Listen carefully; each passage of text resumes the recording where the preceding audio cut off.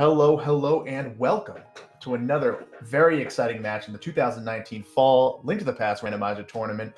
My name is Lanxion, and I am joined as the ever wonderful Reg is on the mic with me. How you doing, Reg? Hello, everybody. Today we've got a winner's bracket match in this randomizer tournament group stage. We've got Etium versus P-Train. And looking at the bracket, both of these guys got here by winning their round one matches. P-Train took a 2-1 win over Divisigns, and Etium took a 2-0 win over Hydropower 78, setting up this match. Yeah, this is all just really exciting. I mean, these guys kind of blew through their qualifier races, had pretty strong finishes, and kind of had some pretty strong finishes over their Hydropower and Divisigns. So this should be actually a really exciting match. I mean, we're going to see just a standard, regular Game 1 seed here. So nothing exciting with the 7-7 open. No Master Compass shenanigans right now, but so get two pretty strong runners. We should see some a pretty good race today. Yeah, when you've got two strong runners going head to head like this, I am a big proponent of the concept that simple is best. Just let the randomizer do its thing in the most basic way possible. Let the cards fall where they will, and let the runners show how good they are. I mean, up to this point, I mean, I'm watching all these group stages. I'm seeing a lot of pretty close races. No one's really getting blown out. So, I mean, usually a lot of these things can be kind of lopsided given the players pool. But I've seen the skill and routing of these random runners over the last couple of years has been really excellent to watch. So I'm really excited to see for another tight one on these guys. Yeah, absolutely. Randomizer's randomizer, so anything can really happen. But in general, everybody in the community has gotten good enough that blowouts are pretty rare as we get started here with both runners in the Sanctuary. Oh man, if these two runners are going to start up in Sanctuary, I mean, you're shooting kind of like that free bomb start down south. But starting up here, seeing cash, I mean, outside of bombs is one of the best things you want to see. It means you can buy some bombs in Kakariko, making the bomb routing much easier. Yeah, all you lose for buying bombs is a few extra seconds of walking. I think that's about 24 seconds or so. We did see the map check had a red pendant up at Hera, red crystal in Eastern Palace, and a regular crystal in Desert. P-Train pulling bombs off the bush crab means he's not going to need to buy those either. Wow, this is one of the nicest starting seeds here. He's got tons of cash, tons of bombs. This is fantastic. Tree pull's not so great, but I mean, you can't have everything. Nope. Eddie making his way up. He's going to pull this bush crab and get his own set of 6 or 7 bombs. So neither runner going to need to spend the 20 to 30 seconds going to buy them. Pretty nice. I do like this early check. Some players opt to wait till they have the boost to check the Aga ledge. But just having that information beforehand, it kind of sculpts your game plan. Knowing that it's a big 20 means that this is going to be a lot easier for him down the road. So he doesn't have to come back up here. Right. Having that not sitting in the back of his mind. Also, additionally, knowing he's not going to have to plan to route in the castle tower immediately. May need it for the Dark World later, but that remains to be seen. So both runners are going to do kind of a standard start. They're going to come over to North Cac to the Lost Woods and route down into Kakariko with a ton of checks. It's a pretty easy way to do things. Just kind of the background of these runners, like if you've been watching the randomizer scene for the last couple of years now, Etium and P-Train are kind of mainstays. P-Train even has a kind of history in the speed run of the normal game as well. So execution should not be a problem. So if these runners don't find anything in terms of good weaponry, they could still be in pretty decent shape. Absolutely. We're seeing the first 5 of 13 items in Kakariko Village proper. Nothing of particular value except another 300 rupees in the first 4 and a shield in the 5th. This is probably one of the first seeds I've watched in a while where both runners have opted for the exact same start. There just seems to have been so many different ways you could start these seeds. There's seeming a lot of south checks that are saving and quitting. In Blind Hut going for the guaranteed bombs. I've seen some people doing some South Hyrule checks as well lately. Usually there's some sort of deviation on what people find, but this is we're going to see a very standard seed. Yeah. And that goes back to what I was saying earlier, just letting the runners show off their own skill instead of letting the randomizer, I'm not going to say pick a winner, but definitely favor one person's decisions over the other for no reason except good luck. Well, yeah, you hate to see that in the early, like where someone finds like the hammer early, like they go to Eastern real quick, find the hammer, and the other person is just, that is like their last location of Light World, and they gain about 5 minutes on that. You just hate to see that kind of play early on. You'd like to see kind of more mid-game decisions and like more mid-game execution affecting how the seed actually plays out, because no one likes to see like a blowout, like a feel-bad blowout. Speaking of the hammer, there it is. P-Train's not going to miss that either once he gets down there in a few seconds, but you say nobody loves to see it. As a runner, I love doing those alternative starts and seeing if I can get advantages off of them, because that's what I need to get ahead. Oh, that's true. But as a viewer, I do absolutely agree that execution deciding a race is always more exciting than somebody just getting randoed, so to speak. So now I got to ask you, because we see a lot of I get a lot of runners to co-commentate with, and it's great. It's like, do you kind of metagame against your opponent sometimes? Like, now both of these players are very similar skill wise, so like metagaming can be a little weird. But if you play against an opponent who's like, say, much slower than you or much faster than you, do you like kind of change your strategy based on that, or do you just try to play your own game as you go? In 1v1 races like this, I'm definitely a fan of playing to the race and trying to get the advantages you can if you think you need to grab some to win, or if you think you can win without them, then just playing for steady and consistent results. We see the flippers on the race game here. P-Train seeing them, etium already going for them. Both of them were about to save and quit, but both caught themselves. Right. I mean, I don't know if anyone's ever done that where they save and quit prematurely, have to come all the way back. Flippers are a good pickup. They only open up a couple different checks, especially, but nothing we couldn't have fake flippered for. So this is probably not going to change their routing too much in the early game, but it's just nice to know in the back of your head that you have them for your checks later and logic. The one thing it does do is it lets them get the Waterfall of Wishing without having the Moon Pearl, because you can't do that water walk without that, but flippers will let you right in. It also means we won't have anybody getting screwed up by attempts to fake flipper off the waterfall onto the Zora ledge, which we've unfortunately seen a few times through the tournament. That one's relatively new tech, and there are some quirks to it. So I immediately eat my words. Etium goes straight for the Sphere 1 check, going to check some of his water locations. I mean, which is pretty lucrative. Like you said, like you can go to the Waterfall Ferry. He has the 500 rupees. You're letting him, what is it, 2, 3, 4, 5 checks that'll make him a little more efficient here that he can do with these flippers. So probably not a bad call if he's trying. Yeah, I can't imagine that P-Train will put these off for very long, because the standard play is to take this dam check into Mini Mortem Cave and then Ice Rod Cave and do the flippers from there. So Etium's just doing them in a slightly different order, I would imagine. But if you find something here, that could still get him at least a few seconds of an edge.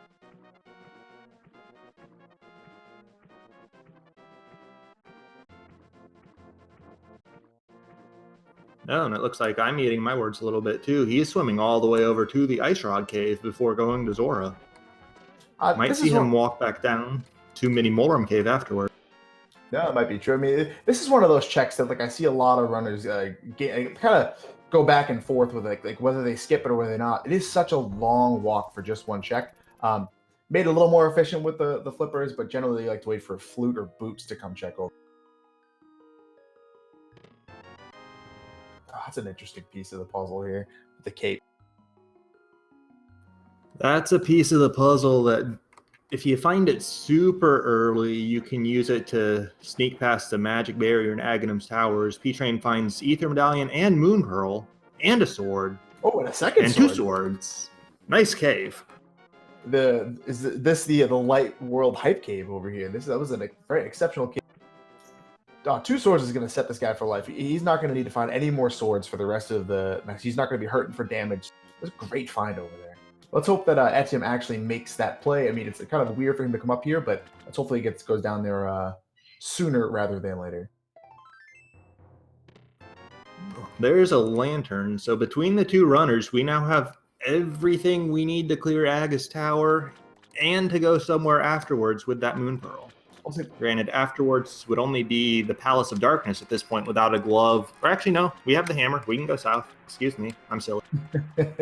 well, with this huge flood of items, it's so difficult to keep track of where you can actually go. I mean, both these runners are like they have Dark World access with Aghanim, or they're a hammer or a power upgrade away from, just having huge Dark World access. Now, at this point, to see like, do you think it's smart for the runners to beeline the Aghanim or kind of make all these one-off checks as they become less efficient? I definitely am not a fan of beelining Aghanim. Mostly, I'm not a fan of the tower climb. If I wanted to see it or do it, I'd play vanilla instead. But I think there are still a fair few efficient checks left for both runners. Etium's got the South Shore. He can do Mini Moldorm Cave to dam to Agina's Cave, which is an often orphan location. And both of them can go to Eastern Palace if they so choose.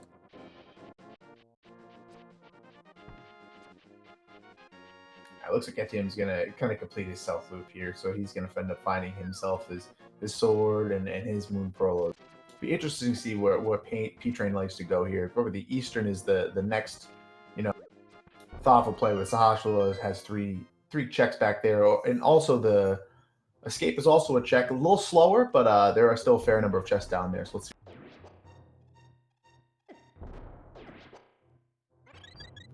Yeah, that escape check, I think, could be up to 5 or 6 items if they find the small key. So that's definitely something to keep in mind. Although with Aghanim being on the table and with the items to reach it being available, may see these runners put that off and try to just do it as their last gasp to avoid having to climb the tower, just because it's all right there.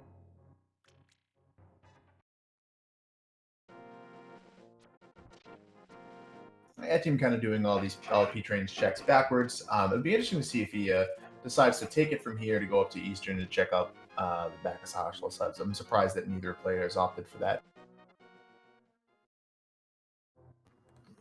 It's a favorite play of mine, but the flippers definitely push you more towards Azora's Domain area in the hobo early.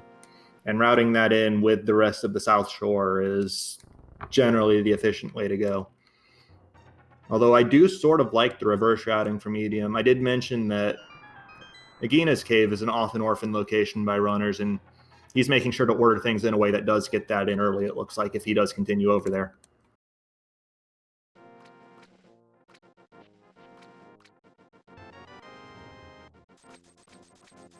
Looks like you're calling it right here. He's going to end up making his way over to Agina's Cave and maybe get a Desert Ledge check just to give him a little more information.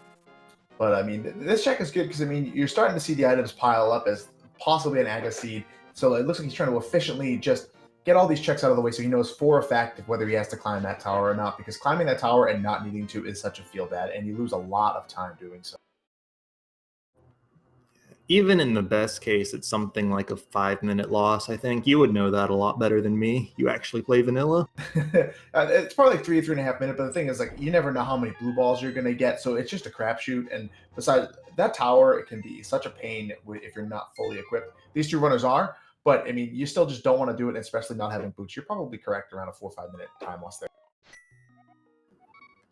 Well, we are seeing the Sahasrahla check from P-Train. I think Etium's going to be right over there with everything else exhausted. So, Green Pendant in Swamp Palace. Love to see that with it being a relatively slow dungeon. Oh, speaking of slow dungeons, not slow anymore. We get the boots, one of the prime items anyone runner wants to find. This siege has just picked up speed significantly, and Etium's going to be right on his heels to pick himself his own set of boots. So this is going to be a lot faster. Opens up a couple checks, but definitely just means that this Eastern play is a lot more attractive when you have boots. Yep, a lot of straightaways in that dungeon and a lot of places to use them, even though you can't possibly have them for it in vanilla. Would also like to call out that bottle that got found in the back of Sahasrahla's hut. Opens up one single check in Kakariko Village, and with the boots to take us over to Bonk Rocks, that's not a very far dash from there. So both runners just really, really hoping to find some sort of glove upgrade here. But, they're probably going to be able to check possibly 3 checks in here. But if they don't find a way to get to the Dark World here, they're going to have to beeline for Aghanim or try to get the escape sequence done nice and early as well.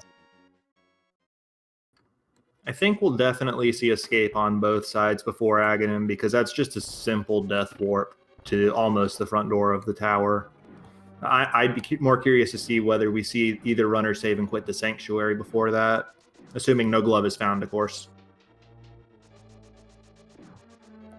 And it seems like both these runners are being very thorough to check the light world. I mean, we got the Agin to check, the ice rod check. It looks like that they're probably going to end up making sure they cover all their bases before they go. I mean, this is also pretty smart routing on both these parts. They both kind of saw where this progression was going. So that they're leaving escape till last so they can route Aghanim's tower in with it nicely as well. I mean, if we don't find the gloves here. Well, no big key in that chest, unfortunately, means we don't have the perfect Eastern Palace layout. Gonna have to go run through the dark to get the big key out of its normal location. And there's still only one item to find here. We know that this chest is going to be the big key. And then 50-50 whether the last items in the big chest are on the Armos Knight.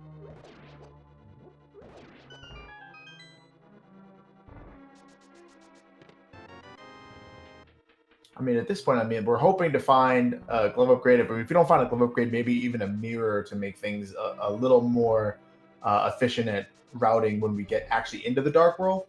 But I mean, it's looking like that's going to be pretty unlikely for that. Now, P-Train's going to have to be pretty careful with that skip, using his iframes to kind of cheese that room out. It's a popular NMG strat, but you still got to watch your health pretty early in these. Yeah.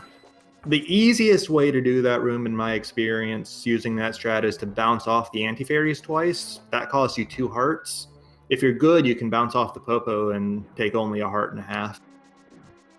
Yeah, it's like the easier way is, right, you said, doing the anti-fairy skip that way, bouncing off the anti-fairies. It saves you frames to do it off the Popo. So, but it's a lot faster than killing everything in that. Yep, and you did see Etium there bounce off the Popo, show that strat off. Save a few frames and save 1/2 heart. P-Train is going up to Bonk Rocks before going to the castle. I'd imagine we'll see him dash over to Kakariko afterwards to pick up that sick kid check. Yeah, it looks like everything's drying up pretty quickly as we check these one-off checks. EDM's going to do this exact same thing as well. Yeah, it's just this sick kid check left, and then the castle.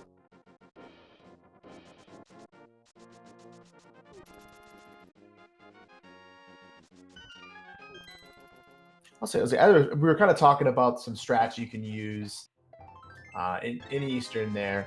I always found it's like the people that run the regular game, the vanilla game, have a certain set of strats and a very rigid set of skills. You see a lot of rando runners kind of adopting.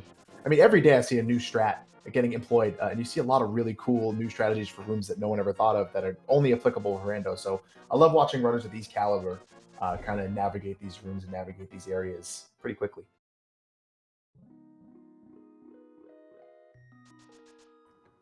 Yeah.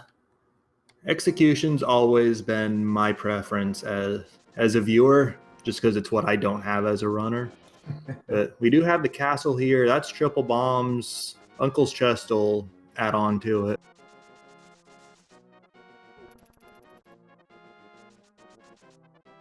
I was like, interesting dash up there to check the thing. I mean, I guess since you have boots, you're probably not going to be up there anytime soon, so just might as well get it out of the way now. But I mean, it's kind of odd since you know that you're going to have to kill Aghanim essentially anyways, and you know you're going to have to go up there and check it later. It's kind of a peace of mind check rather than kind of a tactic.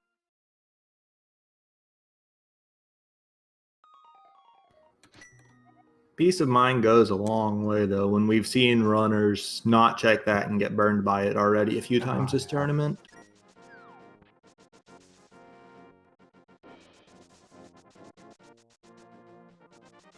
So we kind of got treated to the full Monty of light world checks here.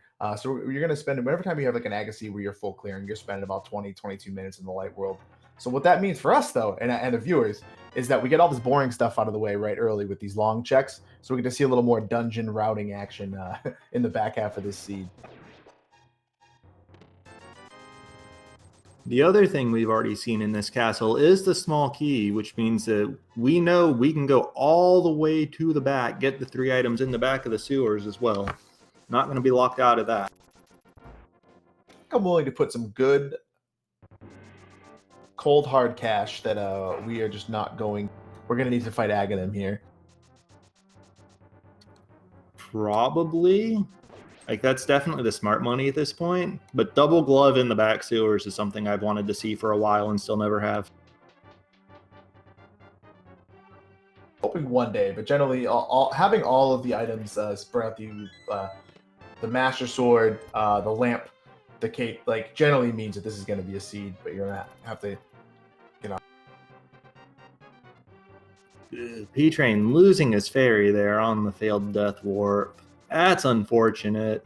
Yeah, it might have kind of. We've all forgotten that you just picked that up, so it's tough for them to remember. But that's hopefully that doesn't go back to bite him that he's losing that. Literal minutes have passed since he picked it up, man. Can't blame him. The good news is that it means if he wants to death warp out of somewhere else, like say if they kill Aghanim, go to Palace of Darkness without the mirror, he does have that in his back pocket now. Although Etium's just remembering and dropping his well in advance, so he's not going to fall victim to that. That's a good heads-up play from him. I don't think I've ever remembered to drop my item.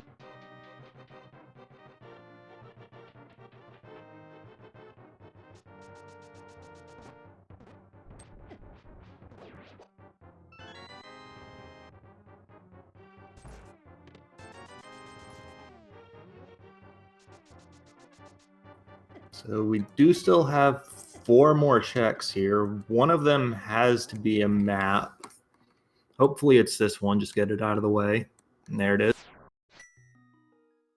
Hopefully so. Even if this thing, the 3 chests back here, isn't something that is going to get us to the Dark World, we're hoping that it's something that maybe some progression, like a fire rod or a bow or something that's going to kind of give us access to a couple more checks when we actually get to the Dark World. Because right now we're kind of priced into going south. So if Hype Cape doesn't have anything, we've got a lot of overworld checks to kind of slog through and no real good dungeon access. So hopefully we get something that, if it's not going to be a glove upgrade, it's some sort of direction as to where we want to go afterwards. No direction. Triple heart piece in the back. Although, if they don't find a glove either on the Pyramid Ledge or in Hype Cave, their only checks remaining after that are Stumpy, who gives you the shovel normally, and the digging game. Outside of those 2, it's going to be Palace of Darkness for these guys until they find a glove. Here's to hoping. I mean, here's to hoping there's something in our Hype Cave to give them a little more access. Because I mean, I don't even like going into cave without a potion to activate the Mimic Glitch, and without the bow. I mean, you're not even getting a ton of checks, and it has a possibility of still being bow locked. Yeah, that would definitely bite. I think in these runner shoes, an option to consider would be to do the south checks, Hype Cave, Stumpy, Dig Game, save and quit, and go buy a potion before going back to the Dark World for pod if those checks don't play. That's an interesting way to run it. That might be the best way to do that. I don't know if I've ever been in a situation quite like this, where things are just really, really dry. So you kind of have to go get the Dark World access with just the hammer, pretty much.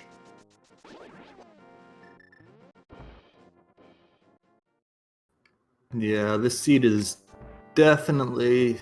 I'm not going to say it's uniquely dry or anything because it's randomizer, things happen, but it's obnoxiously dry. I'll put it that way.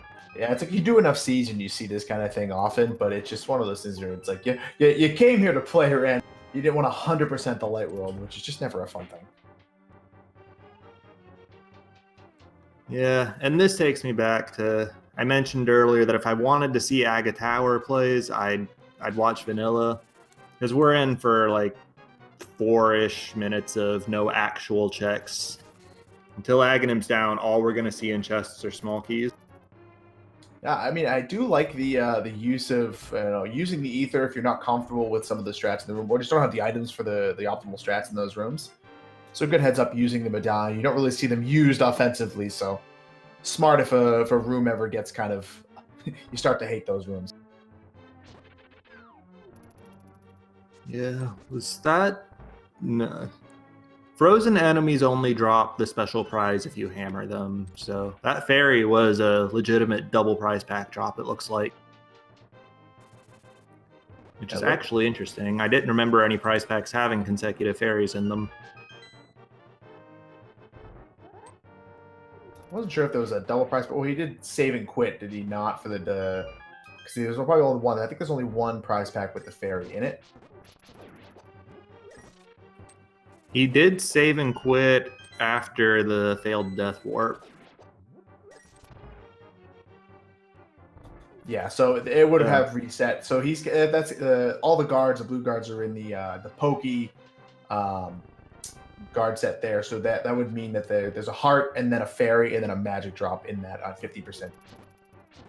Yeah, and Error in chat saying that frozen enemies that aren't hammered apparently drop the stun prize, so that would make the stun prize fairies. I actually did not know that. Learned something today. Well, for if you're gonna have someone dish some knowledge for you, that Error Class is a wealth of it.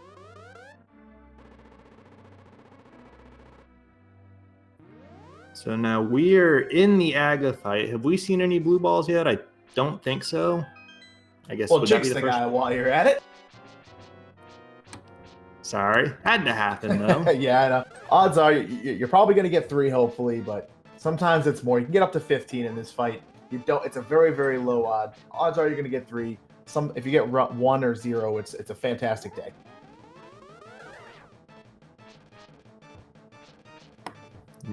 Yeah. There's down with just 2, and getting just 2 even means we didn't have to see the second cycle lightning, right? It's after the third. Mm-hmm. We're saving ourselves 12 whole seconds not being that third blue ball. We are out in the dark world now. Let's see if P-Train can find something even remotely useful for him now that we're here.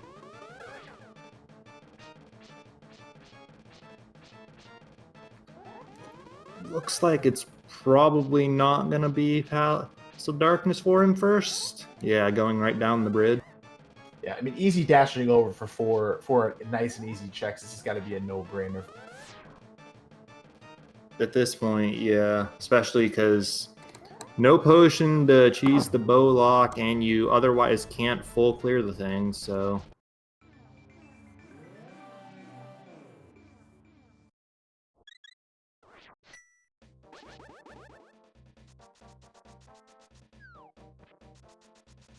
Oh my goodness. 360 rupees. And a 4th heart piece to go with the 3 found in the back sewers. for as riveting as the mini Moldorm cave was, that was inversely riveting. That was an awful cave. And now he has to go all the way over. He's going to check digging game and ask Stumpy, pray to Stumpy for something good. This seed is a disaster.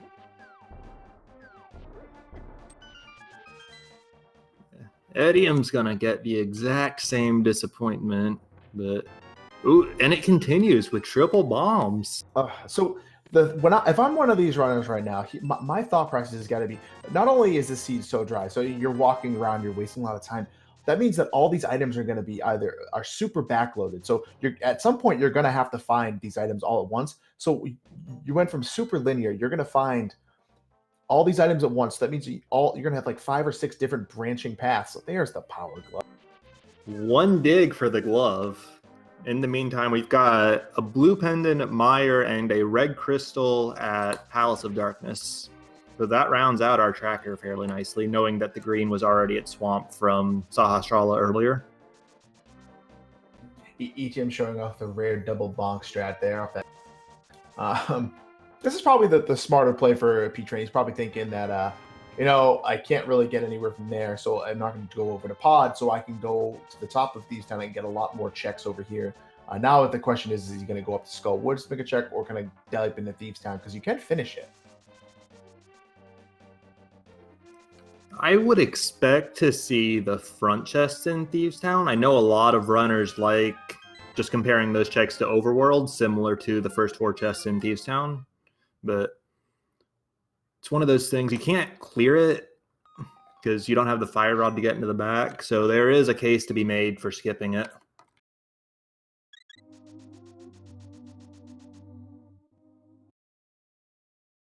I mean, also the idea is that so we're just gonna be able to fully clear this thing here and maybe get some direction. Maybe there's gonna be a stack of items. So clear out Village of Outcasts, go over and do Thieves Town and see what we can dig up on this seed. Yep. And if you do happen to find a fire rod back in the village, that'll make the Skull Woods play a lot more appealing.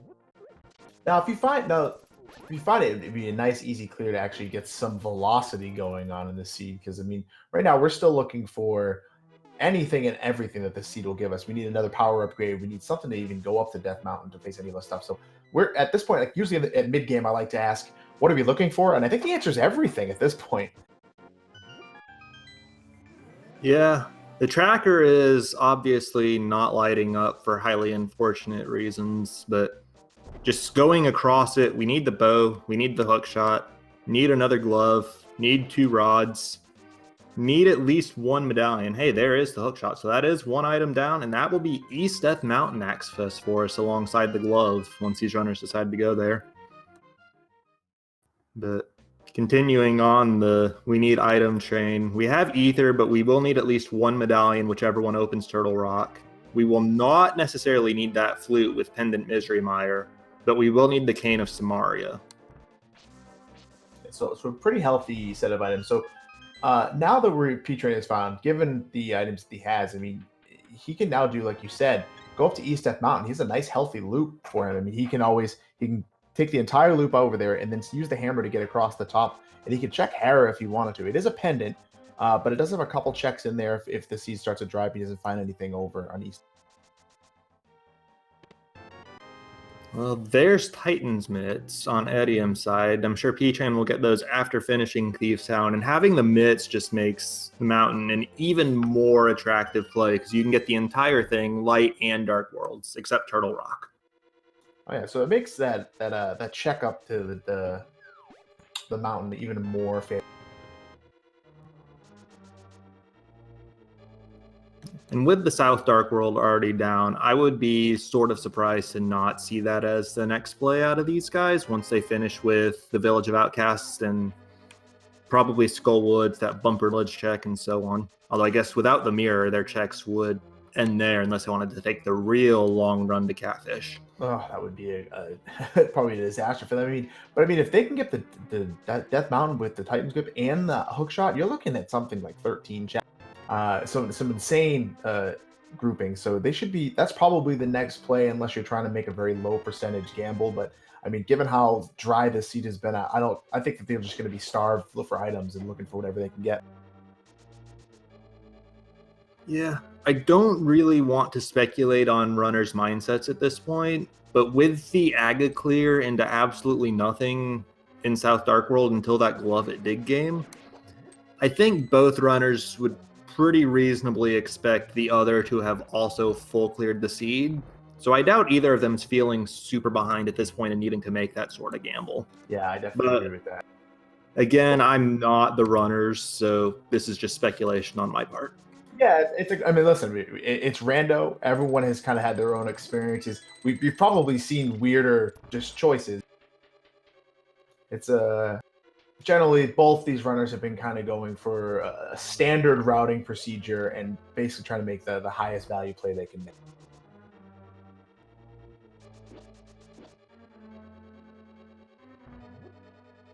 And speaking of value, we didn't see anything of value in Thieves Town besides that hook shot, but we do have a blind fight here. This will at least nut us a crystal.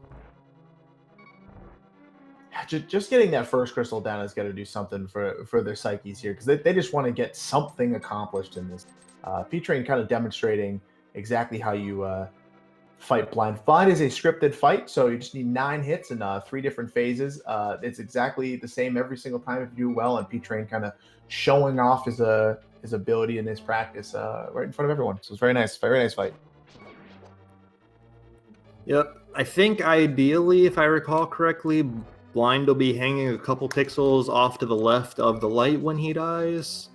So, but that's if you're absolutely perfect with it, and it'll fluctuate a couple pixels just because everybody's human and nobody's truly perfect at anything.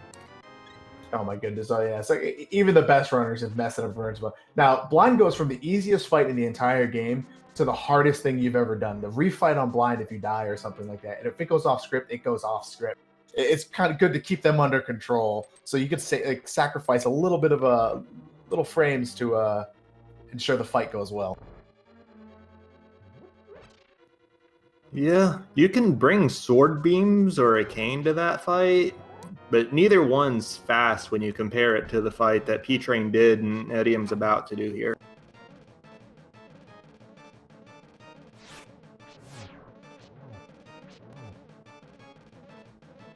Interesting play. It looks like P-Train is opting to kind of dive into Skull Woods. It'd be interesting to see how far he decides to go into. Well, he's going to start as far back as he can go with the vanilla big key. He did check the bumper ledge first, hoping to find a fire rod so he could just do a full front to back clear of this, but nothing doing there, so only 2 items to find. He'll be out if he finds them, at least.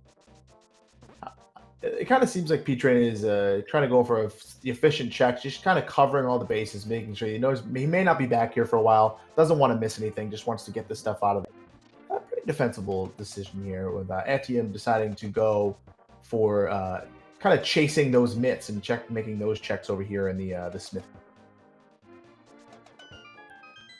We'll be interested to see if he picks up the smith. I cannot remember how smith interacts with going in the main doors of dungeons. I know you can drop into Skullwoods with him if you want. Oh, French vanilla fire rod.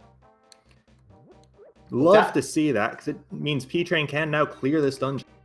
So this is fantastic for P-Train and not so great for etium. Like finding the expected item in its own dungeon can be good and bad because now etium's going to not want to go there unless he can clear it, and P-Train now knows he can clear it, and he has a fire source for if he ever wanted to finish up in Hera. Well, already had one, but a fire source for some of the later checks. Yeah, that'll let him get pretty far into Turtle Rock. That will let him into Ice Palace if he so chooses. He's fully equipped to clear that dungeon out now as well.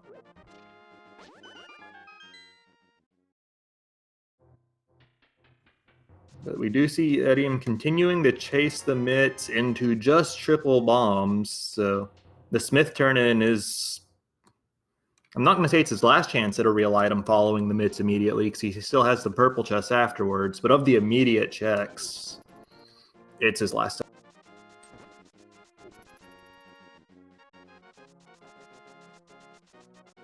Not an efficient way to do it, but I mean, kind of making sure he wanted to check all those. Trying to chase the latest item you got is actually not a bad idea sometimes.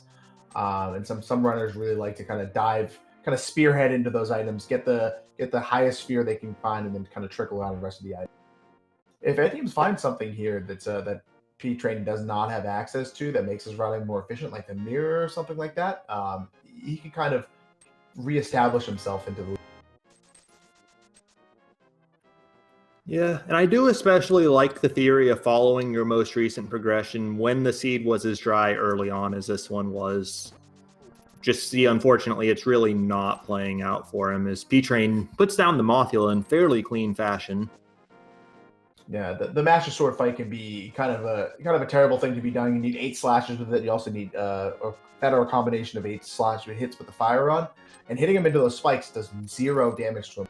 As the spikes kind of ramp up, you got to be careful about your slash over, but a nice kill nonetheless.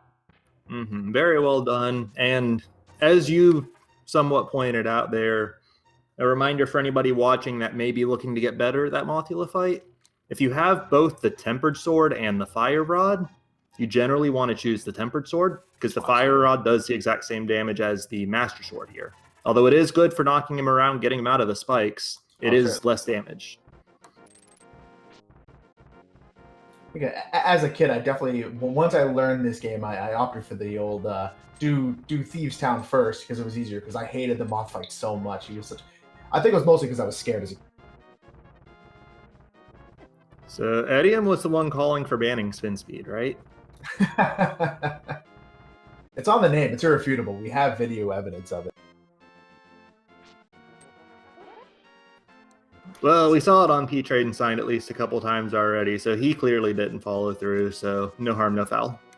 None of those. So the gloves really didn't pay off. We got nothing on the dwarves here. I think it was just a little bit of choosing not to continue on that path because he can't mirror. So he's going to end up kind of making the play we thought we were going to make here and getting his Death Mountain checks out of the way. Looks like he's going for Spike Cave first, which is interesting play in my book.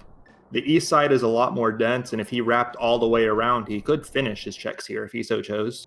Yeah, without the mirror, this is kind of a puzzling decision because he's not really going to be able to get back to the light world here. He's going to have to do some sort of saving. Yeah, save and quit and then just go to the east side directly from the old man cave isn't a huge loss. I guess it's one of those things, the presence of mind to get it done early if he's concerned about how to route it later, but does get a blue boomerang. Some people like it. Not exactly progression on ATM's part, but maybe more peace of mind for him. I'm not sure. It enables some fun strats with switches in some dungeons, most notably Ganon's Tower. But you're right, it opens up exactly 0 locations for it. It is interesting to see because EDM take a different approach to the routing. It seems like P-Train is kind of checking the more item-dense locations as soon as possible, with EDM kind of making sure to go out of the way for the peace of mind checks. Like, the checking the latest item you got. So it'd be interesting to see if he continues this philosophy throughout the rest of the seed.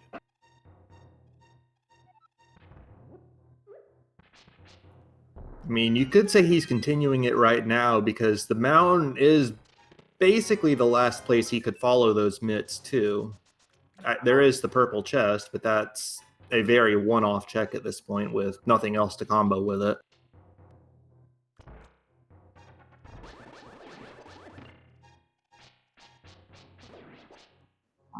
Well, that is a bow up here on P-Train's side, so he's going to be able to. This is going to open up yet another dungeon for him to complete, being Pod and Eastern. So he's getting ever closer to finding his go mode items.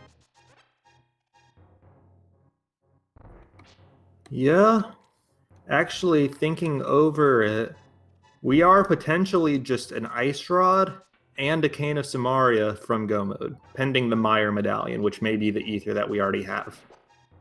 I believe it. So Misery Mire, if and someone in chat refresh me if I'm wrong, is Misery Mire a pendant in this? Misery Mire is a blue pendant, yes. Perfect. So we're just looking for just to get some Turtle Rock entry. Essentially, it's the last thing we need to find. Yep. The downside to this situation is that it's fairly easy to see this seed just degenerating into an open world Ice Rod hunt. But for now, the seed looks to be in pretty good shape for the runners, given how dry it was at the start. Yeah, so this is the thing that I was fearing at about 25 minutes in, is that you're going to get all these items so close together, and then it's going to be an item like possibly the hook shot sometimes, or the ice rod. Where the ice rod could be anywhere, and you open 60, 70 checks within 3 item gets. So now you're just going to be kind of on a scavenger hunt, and hopefully that is not the thing that kills both these runners. Oh, ATM's going to show off a pretty cool clip here.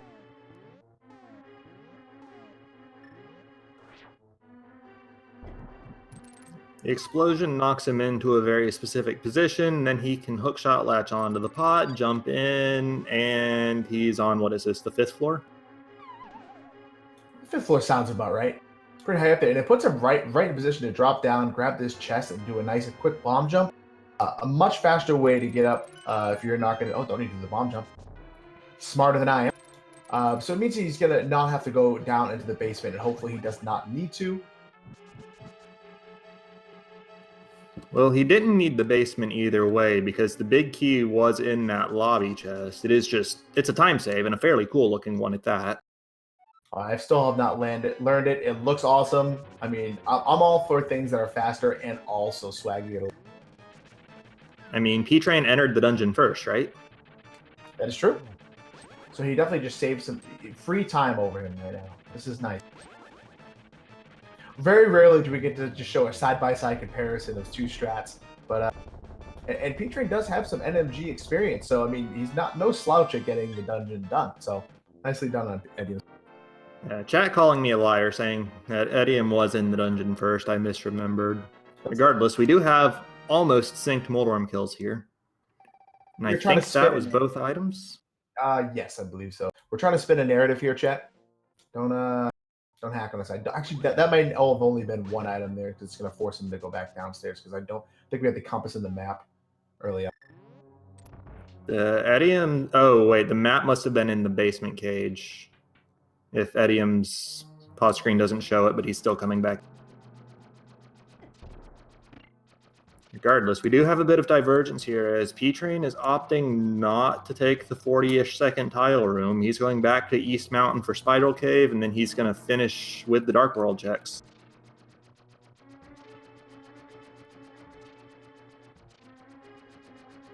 P-Train kind of continuing the philosophy of trying to get the most checks the fastest. So going to do the entire East Death Mountain loop right here.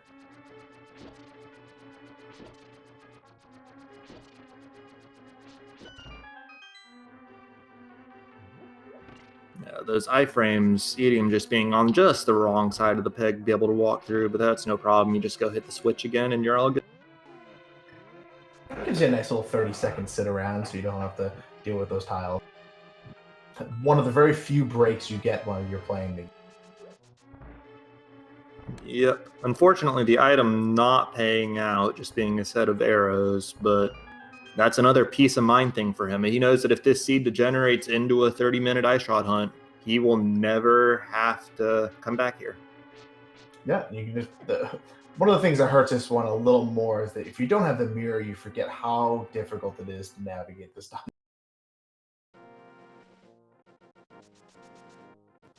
Mirror is such a great item. Makes me sort of sad that we only get it once we do get onto the mountain in the vanilla game. Like, just imagining having it in, like, Desert Palace, for example, would be pretty cool. Oh my god, it's awesome. Someone had mentioned to me one time that one of the coolest parts about Link to the Past is that they make sure to, like, kind of showcase the items you get. Like, so, like, when you get the boots, you get those nice long hallways in desert, and when you get the mirror, you have so many, like, quick switchbacks in Tower of Hera. So, like, you get to use that item to great effect if you're kind of thinking about using it. So, some really cool dungeon design in this game as we watch, and we hope that we have the mirror for certain things like that. Turtle Rock hiding the key under the doors. That Quake medallion in the Super Bunny Cave is what will open it up. So that's one item we don't have to worry about finding.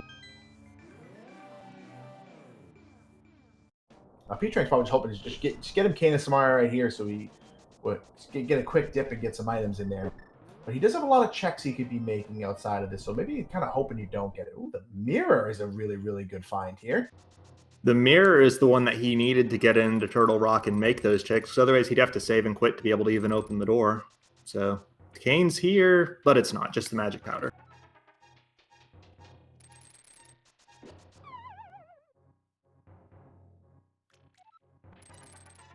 Etium finding the key under the door without realizing it's the key. He'll learn that in a few seconds. So. P-Train's going to activate his NMG mode, and he looks like he's going to come off the pyramid and spin speed his way all the way down to over to pod and probably get a nice quick... He's going to be able to take that mirror and quickly clear both dungeons right on top of each other. This is like the dream instance if you want to clear both these crystal dungeons, right? Yep, this is definitely the #1 dream mirror scenario, with #2 probably being catfish into the Zora's domain checks. Absolutely. So.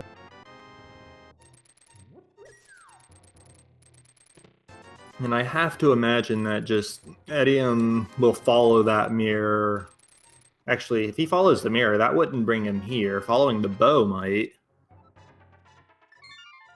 That's going to be interesting. So if you're just joining us over in chat, we want to apologize. Our tracking system seems to be a little buggy. Our tracker, White Wolf, is trying to keep up with it, but I think it's a little more some issues. So just bear with us. If you have any questions about what items we're finding, make sure to give us a shout out. We'll guide you along as best we can.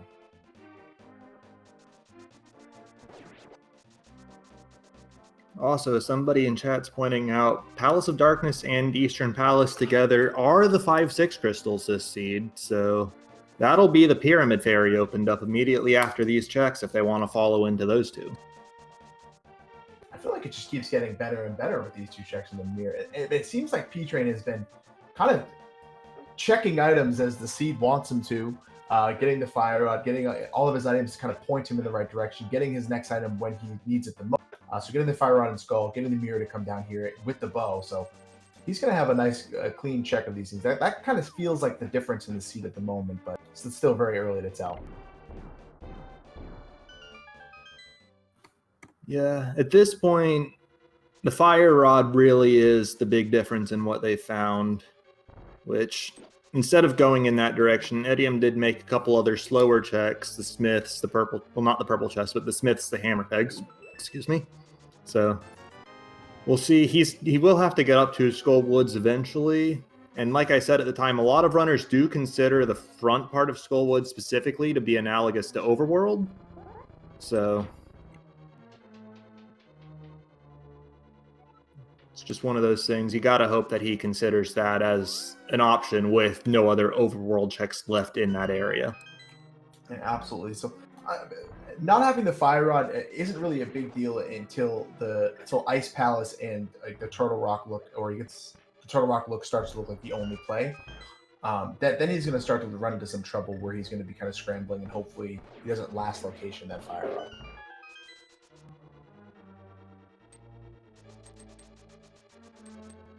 The good news is that we still do have more than a few checks before that comes out. Although I'm trying to think, once they finish Eastern and Pod, assuming they find no progression in here, what's actually left? I guess they've got the entirety of Swamp Palace. P-Train has Ice Palace, but Etium does not unless he finds that Fire Rod or the Bombos Medallion. And beyond that, there's Catfish. I'm trying to think if I forgot anything. I guess the mirror did open up the mirror overworld checks as well. So there are still more than a few. The K45 checks, and then I mean, it'd be interesting to see if we get absolutely nothing from both these. I could see less swamp. I could see Ice Palace being the next logical play after you clear these two dungeons if you found nothing. Obviously, we're not really hoping to see nothing out of these dungeons because that just feels bad for the runners. But at the same time, sort of plan on assuming you will just so you know what you're doing in the worst case scenario.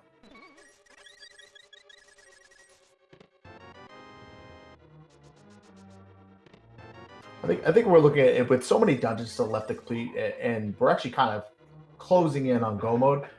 I would be very surprised if we found all the items we needed in these last two dungeons and got to go mode 3 or 4 dungeons. That generally doesn't happen in some of these. Yeah, especially because I do believe we have found all 5 items in the Palace of Darkness already. P-Train skipped the big chest and is on his way to the Helmsword King. And no progression here. I believe the best we found was a fire shield. Yeah, and mostly for running these calibers, they're not really going to need to have any access to the fire shield at all. So generally nothing here. Executing a nice bomb jump over here on the left side of Etium's phase. You're right that fire shield isn't usually anything, although I sort of like having it for Landmolas too, just because the shooter in that room is more than a bit obnoxious. Oh, yeah. That room is one of the more obnoxious rooms in Ganon Tower. It's one of those few things where you like to have the shield, but like, even if you have the good strats for it, you can still get screwed doing it.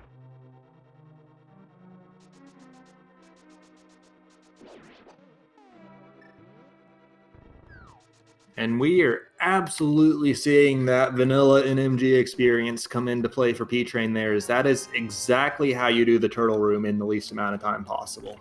Shoutouts to him for doing that pretty much perfectly. Very efficient room there. Etium's having a bit of a kind of a joke in the community, is a bit of an archery contest there. Took a couple arrows to get that crystal down, but he's down there nonetheless. P-Train kind of executing a really nice safe play for any of you out there who kind of beginning in your Helmless Sword fights. If you hold your sword out and get those 17 hammer shots on it, you get a much more long distance and a safer fight here. So good heads up play, knowing how to keep this become a safe fight. It does lag a little bit, but honestly, with the increased ease of doing this and the safety it gives, that lag really only matters if you're chasing like 123 NMG times. And even then. Yeah, it's like for the second part of that fight, if you want to hit hammers on the jewels, you're going to need to get the sword out anyway. So it's just much safer and much faster just to kind of keep that sword out until, I don't know, until you're a super player. Hey, totally acceptable here.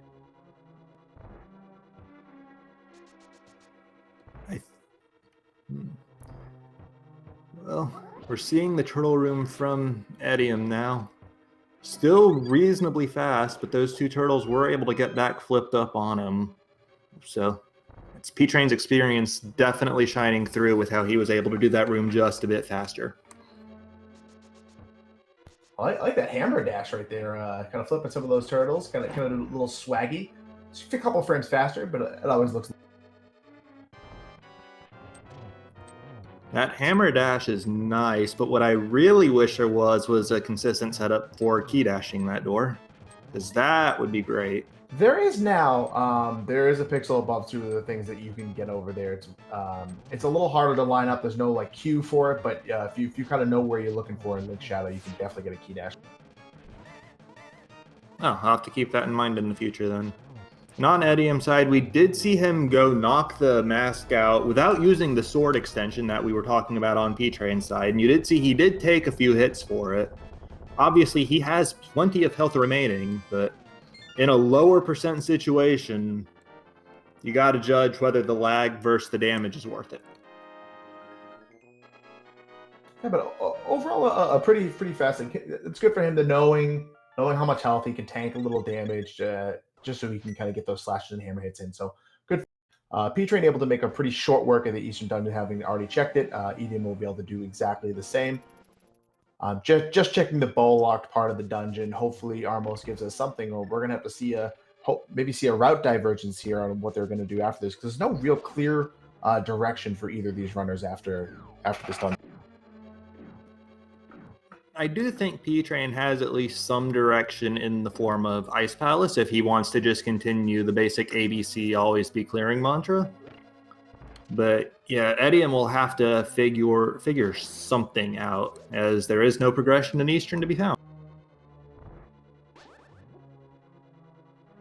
I believe we're coming up on P-Train's fourth crystal here, so gonna need to make a decision with Desert still being locked. Like you said, Ice Palace is a pretty good, pretty obvious play for him. But he may opt to clear some of those Mitch checks that he hasn't done yet before diving into Ice Palace. I know a lot of people don't really enjoy going into Ice Palace, but he does have everything he needs to clear it, including the hook shot as well. So I'm thinking he's going to get headed down that direction. Well, let's see. If he takes a left, oh, he's looking for the Dark World portal. Might be that super bomb, maybe running it up to Catfish afterwards. Because both Eastern Palace and Palace of Darkness were the 5 and 6 crystals in this seed, so that is now open to him. I kind of like this too. Like, I mean, this is probably the most recent, like the farthest up the spheres that he's looking at here. So I mean, this is not a very not a slow check here. He can always use the hook shot to make it speed this up a little bit. It's not a slow check, and I kind of like this play before diving into Ice Palace. He's killed Aghanim, and he has the mirror, so that's about as fast as this check will get. The primary thing I'm wondering about is whether, as I previously mentioned, he'll take it up to Catfish after this, or if he'll choose to just orphan that location.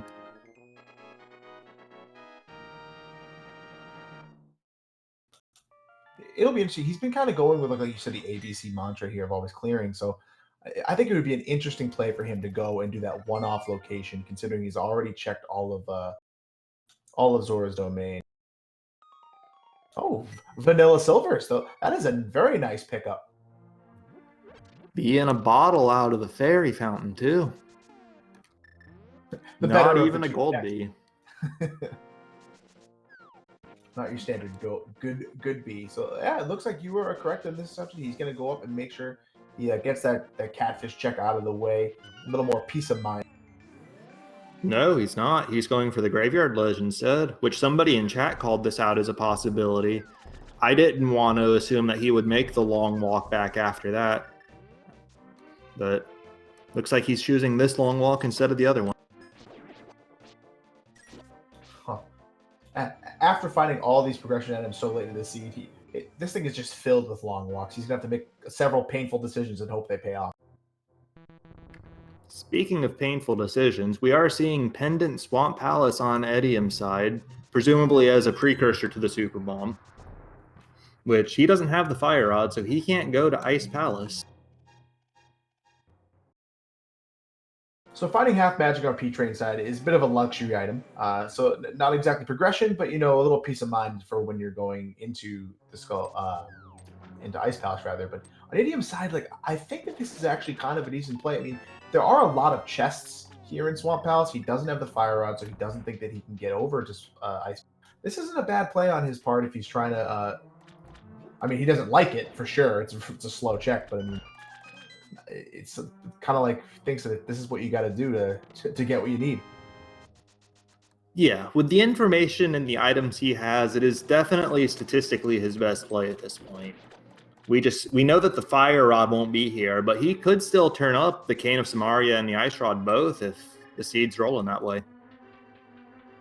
So this could be one of those like crazy things that diverge. So if there's something in Swamp Palace, that's going to be a huge advantage to Indian because P-Train has all of Ice Palace to check, and has several different overworld locations to check. So he may strand this Swamp Palace with all the stuff that he has to check. Meanwhile, Indian would have that in. Yeah. And that's actually brilliant routing on P-Train's part that I didn't even consider. Mirror back to the Light World, use the Whirlpool Warp to get right back to Ice Palace from Catfish. That thought didn't even cross my mind, and that's why he's a better player than I am. that is why he is sitting here in the tournament, and we are both in the booth. But it is the Ice Palace play that I sort of expected from him, just because it is the Crystal Dungeon he can full clear. And if we see this trend continue from him, we may see him check Turtle Rock before Swamp, which Etium finds a cane in Swamp, not the one we need. No, hopefully he gets a little more of, I mean, hopefully we might be looking at a bit of a problem here. So we're looking at these rounds here. If P-Train does find the Cane of Samaria here, he could be putting him in a pretty bad position. Hopefully this is not the thing that breaks the seed, but I mean, this might be the choice that both these runners are going to have to live with at the end of this seed. Finding Samaria wouldn't be that bad in the current state, I don't think, because it doesn't open up a potential Misery Mire Clear. We don't have the flute to get over there. So that's just Turtle Rock for him, which the front of Turtle Rock without the Fire Rod, I guess theoretically you could get as far as Laser Bridge depending on the key, but you're just as likely to get locked out real early. I was like, P-Train does have the Fire Rod, so but like I said, I was like, so if P-Train has access to the Cane of Samaria here, him being able to go straight up and check pretty much all of Turtle Rock would be a huge boon, I think. Oh, that's my bad. I misheard you, and I thought you were talking about Etium finding the cane in Swamp. I'm sorry. No, that's okay. There's so much going on here, especially kind of we're in a weird tracker situation where it's like we're trying to keep track of all this. P-Train's showing off some really nice low percent strats, dropping those 2 bombs on the Pang Gator. Kind of some very easy clears, 2 bombs and a bonk. Bonking off the door as well, but yeah, that strat is fun. You've just got to practice enough not to pick up the bomb itself, because if you do that, that's where it falls apart. Upside not warranting much here. Something also to note, neither of these runners do have Desert Palace access either, so we're still looking for the flute and the book as well in a go mode situation. Yep, either of them would definitely do it. Both of them were totally forgotten about when I was talking about go mode items earlier. But that is a crystal dungeon. They do need to be able to get into the front door somehow. I mean, I feel like we kind of came upon this pretty quickly. I mean, I feel like 15 minutes ago we had no items, and now we're just sitting in a well. It's So- exactly as you called earlier when the seed was super dry in the light world. It looks like, I mean, and much to Eddie's chagrin here, he's finding nothing in here. And Left Side Swamp took so long and yielded him nothing. So, I mean, so far both dungeons are not looking very lucrative. No, but there's still 4 poles in Swamp, and I think there's still 1 item to be found in Ice Palace, if I've been counting correctly and seeing things correctly.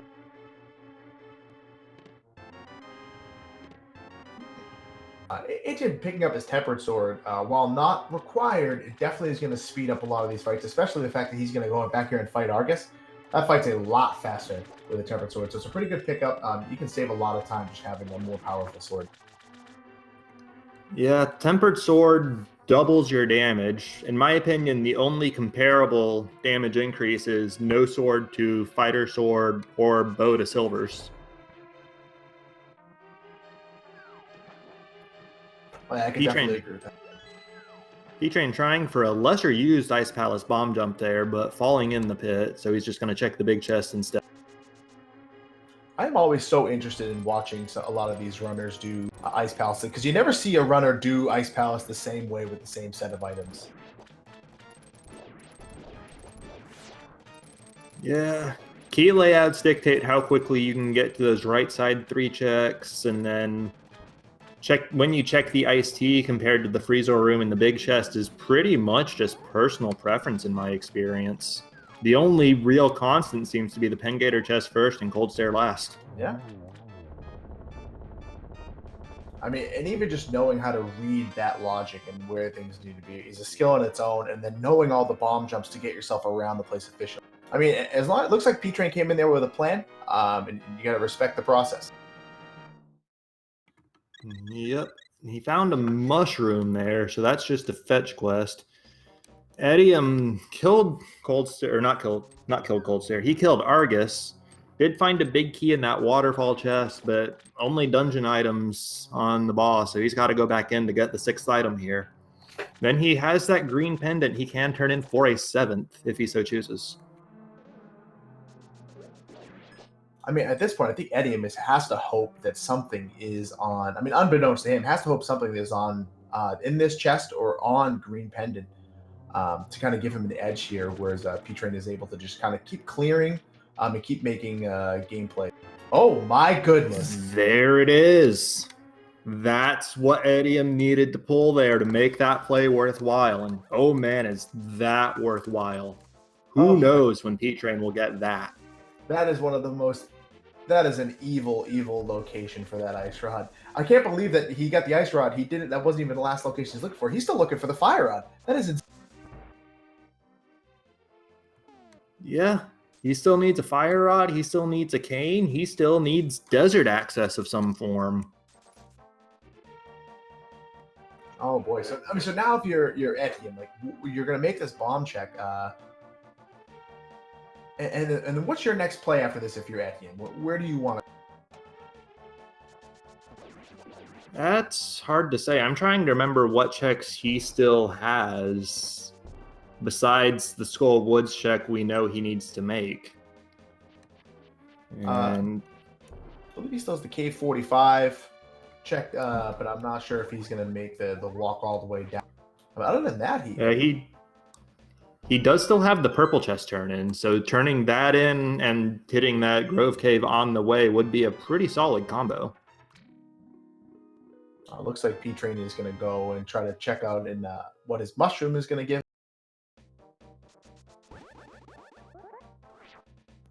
Yeah, fairly quick check from Link's house. You can just take that Whirlpool portal right there, and he also doesn't have to worry about resetting, I believe, because I'm pretty sure he has the magic powder. I think that was found on the mountain. Yes, he has it. So no need to worry about potential reset for fake powder shenanigans today, at least.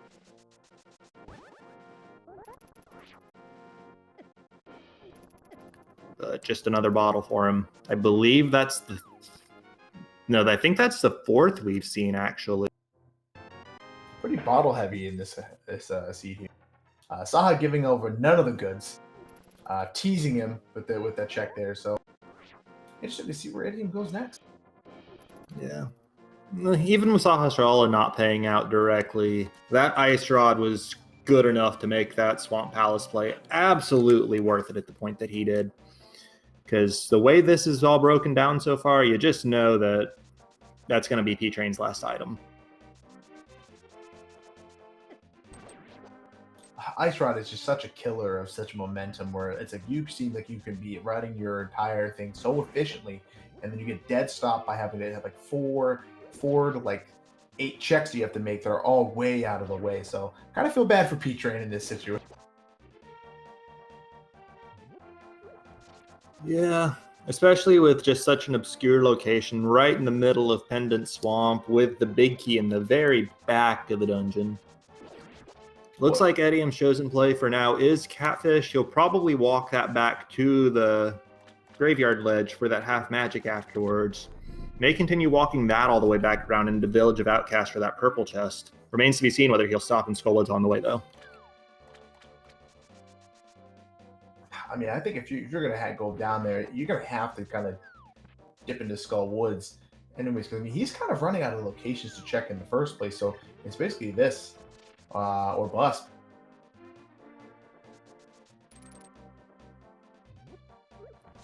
And he is walking it back, so as long as he doesn't save and quit out of the Graveyard Ledge Cave, I think he'll be in pretty good shape here. Assuming, of course, he does walk into Skull Woods, which he'll be walking right by.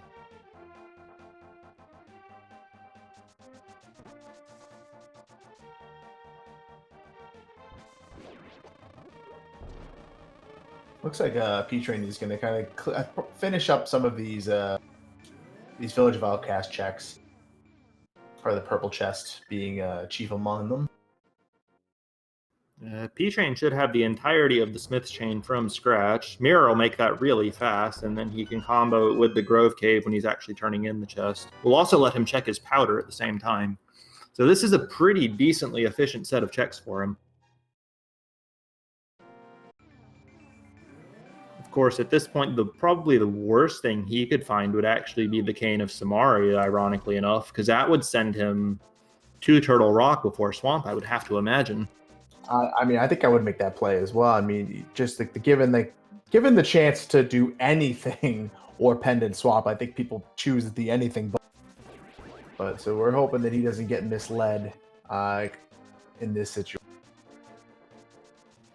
Yep, and that's a bumper cave check for etium. Says no to that, and it is looking like he will dip Skull Woods. So yeah, etium going to be in fantastic shape here. He'll pick up his Fire Rod in the front, just off to the right of the main entrance. Then he'll be able to full clear this dungeon and go to Ice Palace if he wants to afterwards. It's just crazy how much the C can flip-flop just from these small item checks and these. He was parsed into doing his Swamp Palace play, which ended up being a really good one.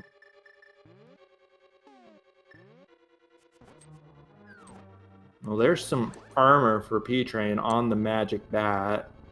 Like the Boomerang, it's something that opens up exactly 0 checks, but can be pretty nice to have as long as you're not trying to Death Warp. etium actually showing so P-Train kind of showed the NMG strat in that mummy room, which can be such a pain to deal with, but a lot of runners actually do opt to use the Boomerang to get rid of those troublesome mummies, so a really nice backup strat. I think he switched to Ether before going in. I was actually expecting that to be his strat, although I guess he decided the Boomerang would be faster. And in all honesty, it probably was.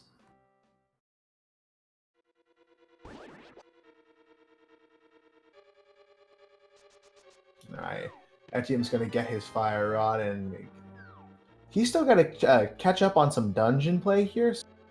He's still going to do all of Skull Woods, and then he has to go over and do Ice Palace. Well, it's going to give P-Train a lot of time to check some of the dungeons that some of the items he's been missing. Yeah, considering how low on the totem pole Swamp Palace is, though, I think at best we'll see them more or less at parity once they're done retreading each other's ground. That is absolutely true. I mean, we're starting to see a little bit of an edge in P-Train over here because he did make sure to he's using his execution to kind of give him a little bit of an edge here. But I'm thinking, like, so he's going to make this purple chest check, and then what else does he have available to him that would be out of the way besides just dipping into swamp?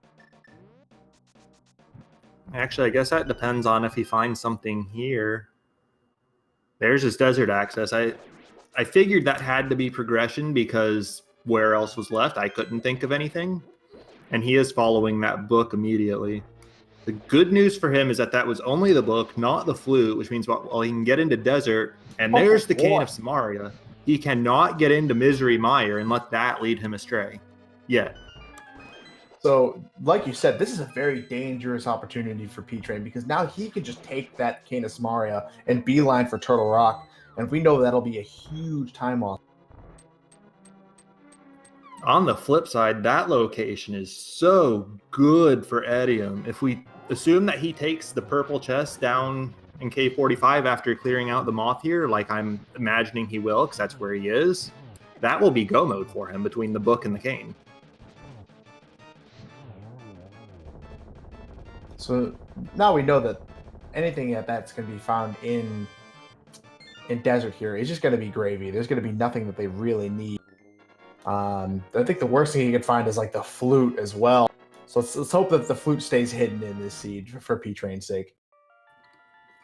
The flute would definitely be a disaster at this point. Really, the best place we want to see it is either on Trinex or in Ganon's Tower.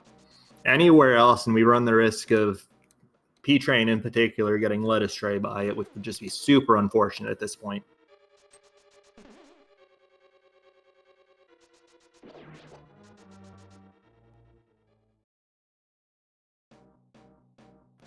But there is Samaria, so now P-Train can get through Turtle Rock. He can get all the way to Trinex, but can't kill him until he goes to Swamp Palace and gets the Ice Rod out of the big chest.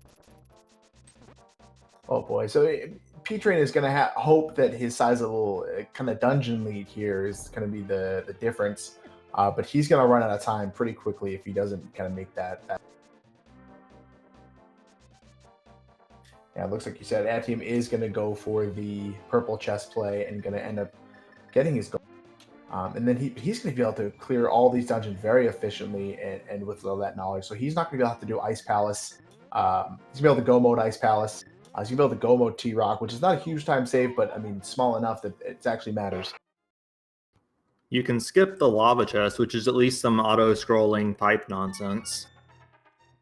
It's free time that's going to be made up on P-Train. So as of right now, once etium gets his number from the purple, it's just a matter of time that now P-Train is on. Yep. You said it earlier, but P-Train has shown the execution advantage this seed, and his early Fire Rod pull did let him pull all the way. This will be his 6th crystal. But etium's the one with the Ice Rod that he needs to get the 7th, so it's all going to come down to, will P-Train make that Swamp Palace play before etium catches up? I know that if I was in P-Train's shoes, I would be doomed because I would be making the beeline Turtle Rock play. So I hope that he makes kind of a lower percentage play. Oh boy. Yeah, it looks like Turtle Rock is going to be the play for P-Train, and we know that this is not going to work out for him. So at this point, this is pretty much going to eat up any quote-unquote lead that P-Train had, I think. If you're rooting for him to maintain that lead, win this race, the very last thing you want to see is the flute, which would sound absolutely crazy in most seeds, but here we are. I mean, maybe if he takes the flute and decides to go to Swamp with it, it's a lot faster, I guess, to get around. But other than that, he just does not need more progression-looking items to lead him astray. Meanwhile, on etium's side, he gets the book, and he is making the same play of following it right into desert. And now, with the vision of that Cane of Samaria, etium is at 1 hour, 17 minutes, and 40 seconds. He's in go mode, even without having picked up that cane, because he knows it's there and he can go grab it as soon as he wants. He doesn't need any more checks besides keys.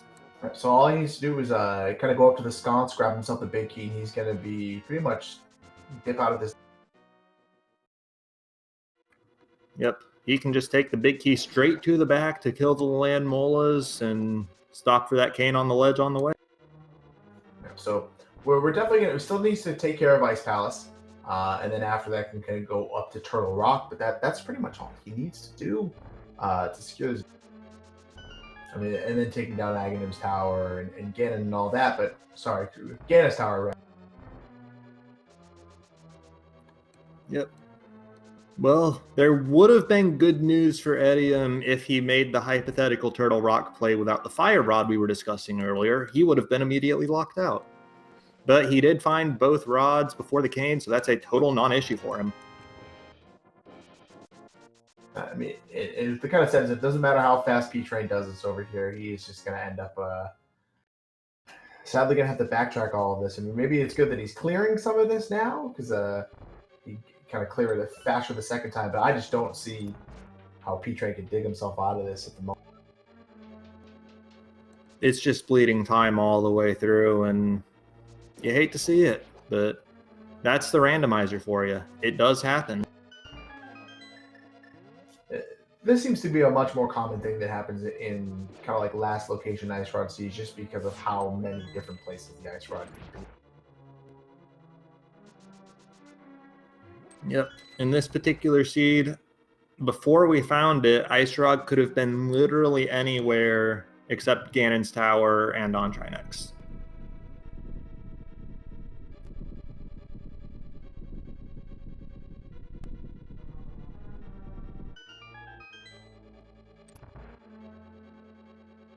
Etium's going to be able to kind of slide into Landmo fight with a very, very powerful set of equipment. It's going to be able to one cycle it pretty easily, unless he gets trolled like that. And then one more spin should really clear it away, and he'll be nice and done with this dungeon.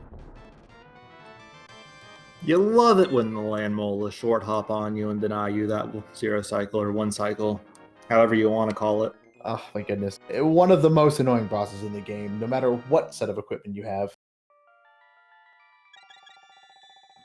Yeah, the good news is that Fire Rod and Silver Arrows do tend to make it mostly tolerable, but sometimes you still get things like that. Absolutely. And P-Train, that's kind of to be noted that he is also clearing this dungeon with Master Sword. So, I mean, you're going to have to use Fire Rod strats on the Pokies because you're not able to get a 1 spin slash. So it's going to be a little slower than etium's clear of this dungeon. Yeah, that burning animation is fun to watch, but it is a few seconds that you have to wait. Hopefully, etium does know the Ice Palace bomb jump. That seems to be kind of a ubiquitous strat among all runners now. I think if you want to do rando, you kind of know this jump. It should be a very, very quick intro into Ice Palace for sure. Yeah, I would be surprised to see him check any chests with the equipment he has. But I do agree with you. The Ice Palace bomb jump is pretty ubiquitous, and I would be surprised if any of the 128 runners that made it through the qualifiers couldn't do it. It's like for anyone in the chat that's trying to do this dungeon as a kid, it is so slow, and it's like a puzzle in itself. The loops you have to go around. So the Ice Palace bomb jump just breaks this. Like saves you like 5 minutes in this dungeon. It is insane. Yep, and there's the skip of the Pengator chest, which does mean we are certain to not see any checks for etium in this dungeon. Yeah, and Ice Palace, you don't even, with the bomb, you don't even need to get the big key. So he's looking for nothing. He is just going to beeline straight to Cold Stare, make short work of him, and then probably start hitting up. Yep, because after this, it'll just be one more trip up the mountain, and he'll be making the same Turtle Rock trip that P-Train is, and that will be it before Ganon's Tower for him.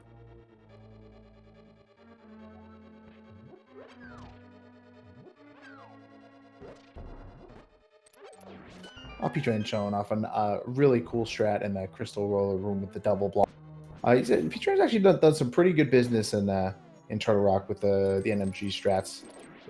if you're gonna do the slow dungeon and kind of be on dead time here, at least you got to do it as fast as you can, right? Yeah.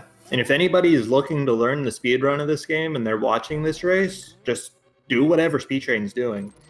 His execution and his individual room strats have been on point all race. It's just the randomizer's getting to him here with that ice shot location.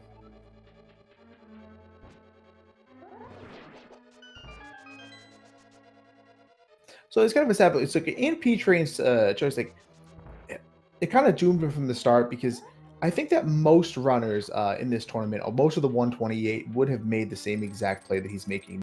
Kind of the saving grace of Etium is that he didn't have that fire rod and didn't have the chance to make these plays.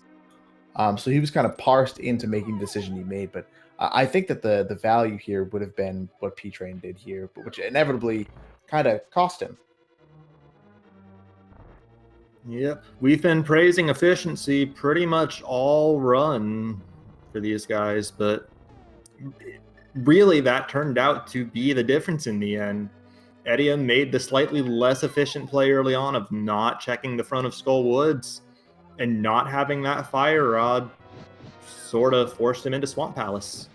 And that's ultimately what's giving him the big advantage he's got in this race.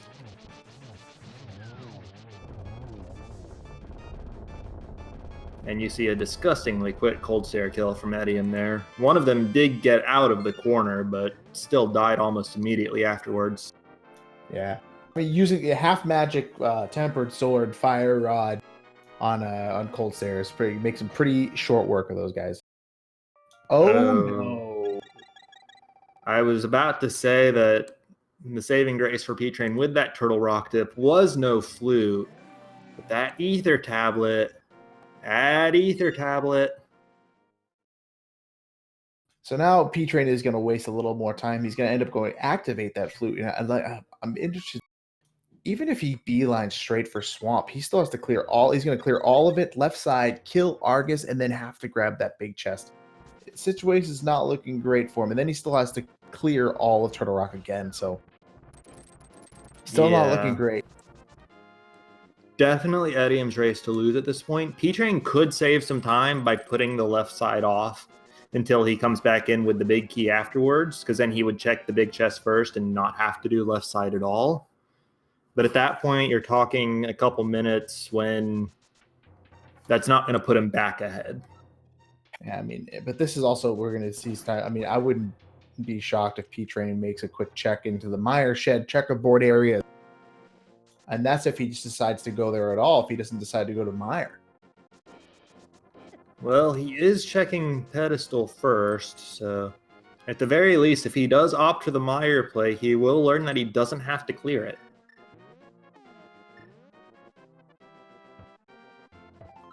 And yeah, somebody in chat saying that P-Train is, logically speaking, making a bunch of good checks, making the right plays, and they're just not the ones that are paying out for him. And I just want to echo that sentiment because I do absolutely agree with it. I think that he's made, like given the information both these runners had, making the Skull Woods play earlier is fine. Like, it's a very defensible thing to do right before you want to dip into Thieves Town for a full clear, just see if you can get the items you need. And then the rest of it has been pretty textbook rando, and it's just not paying off for him. And sometimes that happens. And unfortunately, that Quake medallion on the mat for Misery Mire does mean P-Train will be able to go in if he so chooses.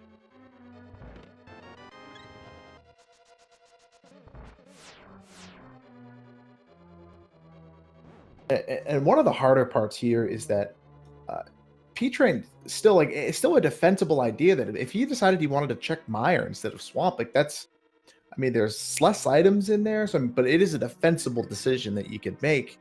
Ultimately, it would be the wrong one, but you couldn't fault the guy. Yeah, when you're looking for just one item and you're in a race setting, especially when you're in a race setting, there's absolutely an argument to be made for making the check that you don't think your opponent will and getting your advantage that way. And in this case, I think that would be Misery Mire for sure. But that just makes it a perfectly reasonable play to make at the same time. I mean, this is one of those few things where we were really glad that this is your best 2 out of 3 match, because I mean, odds that you get randoed like this twice are pretty slim. I mean, those things happen too, but hopefully that he can kind of build a case for himself in his next match if this continues down the path it's going. Honestly, I think P-Train has absolutely made a case for himself in this match, even though the results aren't turning in his favor. Between his execution and his strats being on point and his routing being very logically sound, this definitely could have gone either way, and it just turned out that Ice Rod was in the worst possible place for him. Oh boy! So it looks so. P-Train kind of stumbled upon all these items that are just sending him in the wrong direction. So he's going to end up dipping Meyer, probably full clearing, probably getting punished for this decision as well. This was going to be kind of a nail in the coffin. If it wasn't already there for P-Train. Yep. At best, we might find like a sword or a mail upgrade just for our knowledge of where those were, but those really wouldn't help P-Train that much at this point.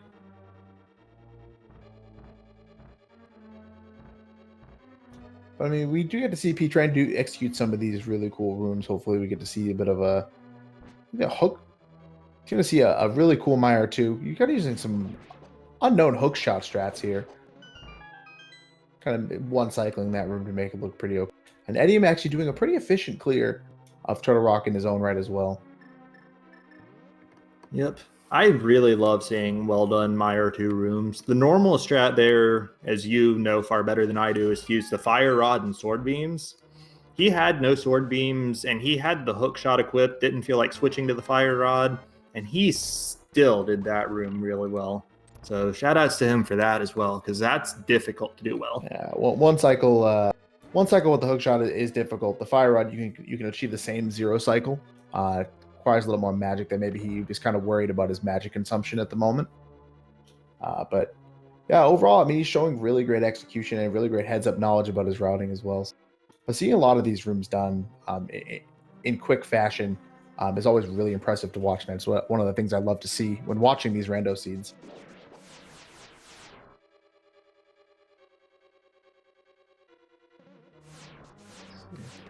Etium is now on the laser bridge. He needs a small key to be able to reach Trinex. Did he skip the big chest, or I was looking at P-Train's checks? No, I think that he's going to be all set. Yeah. Oh no, the key did. He definitely did, because I think he stole a key from the big key chest, or the pokey prior to big key chest. Yeah, the key turning out there did work out well for him. I'm just thinking big chest skips in Turtle Rock, I have seen those backfire a few times.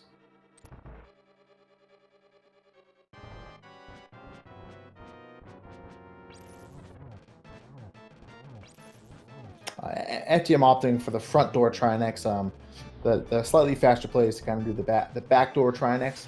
But this is a pretty safe and consistent way to do the fight, and that's a pretty. Well, P-Train does find the red mail in Misery Mire. Non-Trinex, you can only get the 0 cycle with the golden sword, so I don't see a huge difference in doing front versus back with just tempered. You're still going to have to sit through a cycle either way. Although I will say that the back strats do look cooler. And there's your gold sword over there. So this is going to make the walk right over to Ganos Tower. This is going to make Ganos Tower pretty trivial. Just given all the upgrades, half magic, blue mail, gold sword is going to be way more than etium is going to need to complete this. Yep, and that is 7 crystals for him, so all he's got left is the tower. Gonna have to hunt for a big key, and then it'll just be straight upstairs to make an absolute joke of the Gauntlet rooms, Landmolus 2, Aghanim 2, and so on.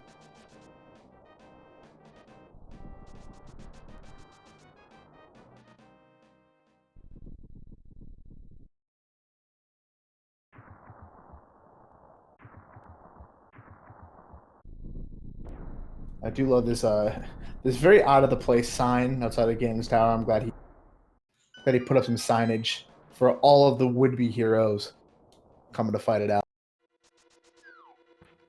Hey man, gotta teach all the scrubs how to enter your tower. Just like the sign on the pyramid teaching you how to hurt Ganon. Elegant solution to all this. So I always love seeing how these rando runners always do these. You see all sorts of like right, dip, left, dark magician strats, like through the back, front, all sorts of weird ways. And I'm not even sure what the best way to do it is, but I just love seeing how and people swear by their GT routes and they never deviate from them. Yeah. In this case, this specific seed, there was no small key in those first two chests, so etium has no real choice but to come to the left side. Although, I do know a lot of runners swear by checking these 4 chests and then abandoning them to go to the right side if they find multiple keys. So, could see that here. There's 2 keys. That is generally what I opt for when doing this kind of going back clear on the right side. That makes sure the ice armos is last, just like because everyone really does ice armos last. Just kind of make sure that you're not. It's like not the fastest, but it just kind of ensures that you don't kind of screwed. That like the first check that someone else is going to do isn't like your last. Yeah, my personal routing philosophy is to usually take all the way through to the left side just because I like the randomizer room. And that's actually Vitreous down for P-Train, picking up that pendant, obviously finding nothing of real note besides that red mail. Yeah. Using silvers to make that a very, very simple fight. But now, I mean, P-Train basically has the only place to go is the swamp. He's going to be kicking himself when he gets there.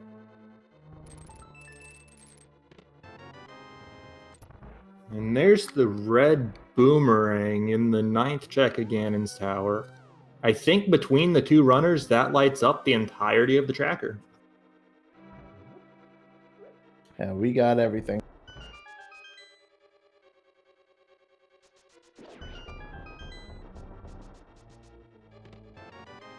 I'm not even sure what chest we're on for our guessing game here.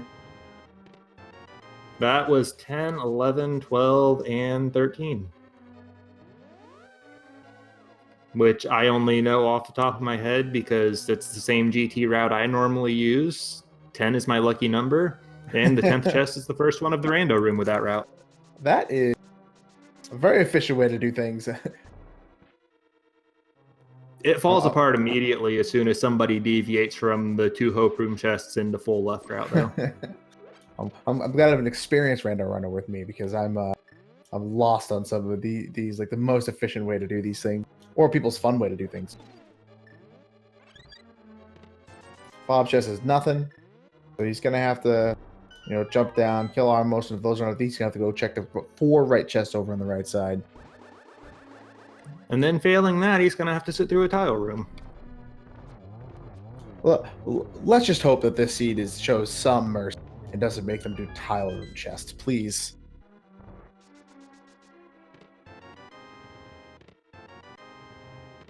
Why would we show any mercy here? Yeah, that's 17 chests and no big key yet. And this comes back to what I said earlier. Some runners do swear by going from that Stalfos room all the way over to the right side if they find multiple keys. So that's looking like it was 4 and 5 chance of being the play today. Meanwhile, on P-Train's side, he is finally in Swamp Palace. But with that big keys location, it's still going to be a while before he finds the Ice Rod. Even more so if he chooses to do the left side before going to the back.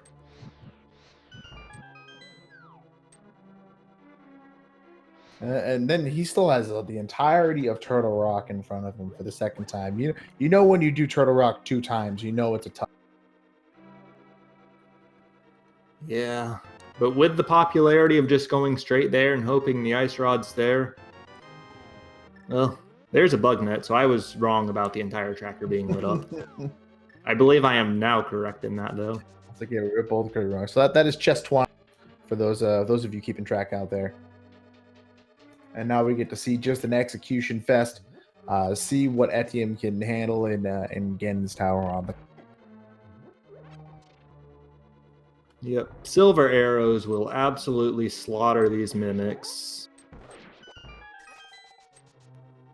Showing some pretty nice Mimic Room strats over here.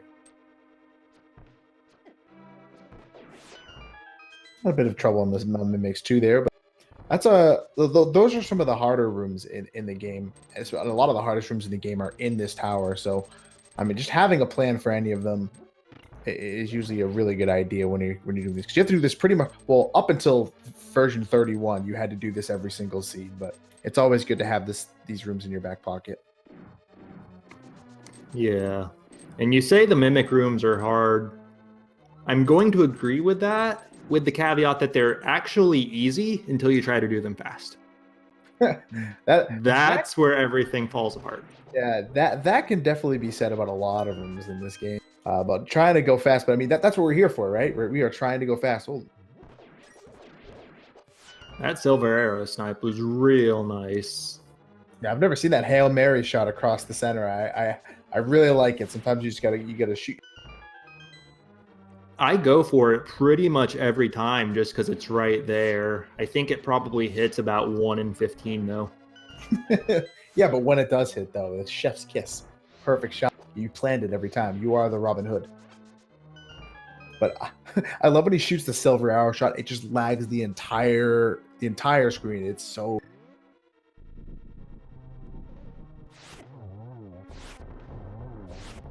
The fire shield, unfortunately, not bailing out etium for that shooter, but he still gets the immediate kill on all 3 land modes there.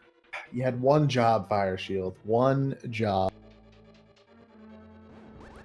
It's a shame because that's the one room where I will actually sing that shield's praises, and it let us down today. Get rid of it. You might as well just find a like or whatever that thing is and just take the shield. Hey man, lag reduction strats. Anyways, P-Train did check the left side of Swamp Palace first here, which means he's going to go get that big key out of the waterfall room, then presumably kill Argus and have to go all the way back into the big chest, unfortunately. It is like, it has been the perfect storm of the worst possible things that could have happened to P-Train today.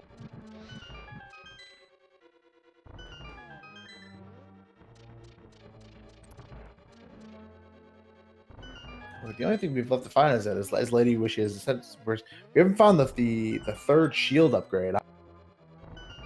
Oh, we did see that. It was some visible location. I think it was the floating island on Death Mountain. It just never got picked up. You may be correct. Oh, the initial aggro Moldorm dropping in and getting knocked off immediately.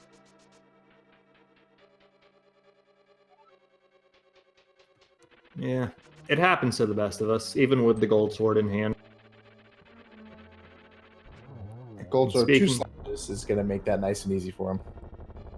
Yep. The P-Train finds his tempered at that exact same moment, so he's about to stumble on that big key he needs. Unfortunately, he doesn't know to take it back, which at this point, who would? For the longest time, I did that because I thought that was faster, but I'm convinced that I was an. I don't think it's faster out of the waterfall chest, but it is out of the flooded chests.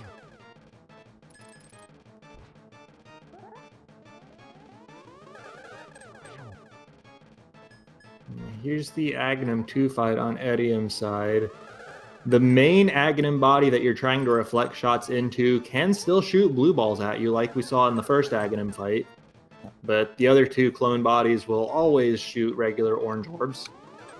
I was like, if you were kind of taking a look over there on P-Train, you kind of saw a 0 cycle Argus, which is actually a very, very complex of doing hook dashes and keeping your sword out. So very, very nice to fight on P-Trains. He's going to be rewarded with the Ice Rod, but a little too late when he gets back over to the big chest. For my money, that 0 cycle Argus kill is the single most difficult strat in the game, so definite props to him for nailing it. Yeah, it's definitely up there. It is a difficult one, but it's so satisfying if you can pull. Yeah. Well, Etium is dropping into the Ganon fight. Gold Sword will mean 6 slashes for each of phase 1 and 2 to knock it down. And he'll just need 2 more here before it starts spinning. Or was it just... No, that was 2. And now just 6 while the fireballs spin. Making good work of that hook shot to get his invincibility frames. Giving him 2 more slaps just for... This has got to be one of the more safe fights in the game with blue mail, gold sword, tons of hearts. He's going to be awesome. Yep. All he's got to do is just wait for Ganon to quit warping around. As while he was falling into that fight, P-Train did pick up his Ice Rod, so he did reach Go Mode. And he's just got to make his way back through a Turtle Rock that he has already checked every chest in. So just a straight run to Trinex for him and then the tower.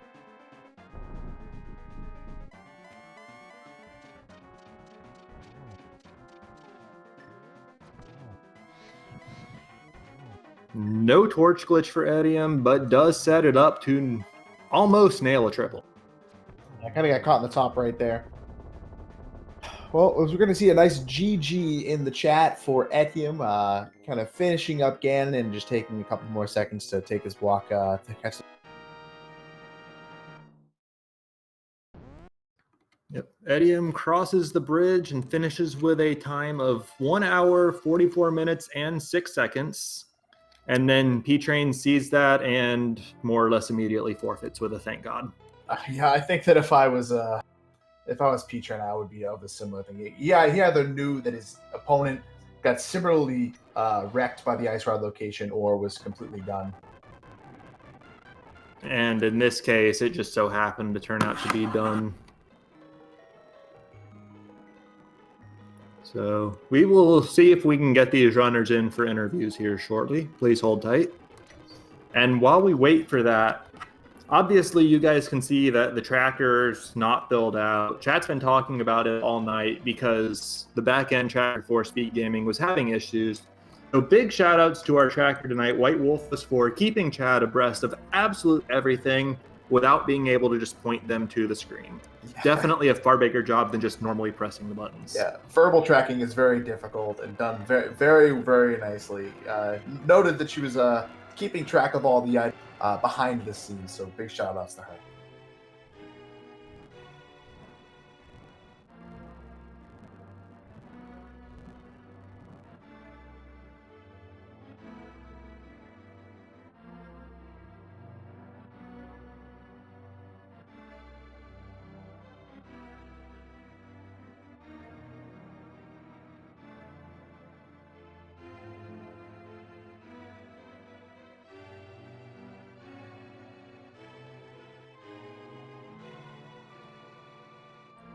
And we do have our 2 runners, P-Train and Etium, with us now.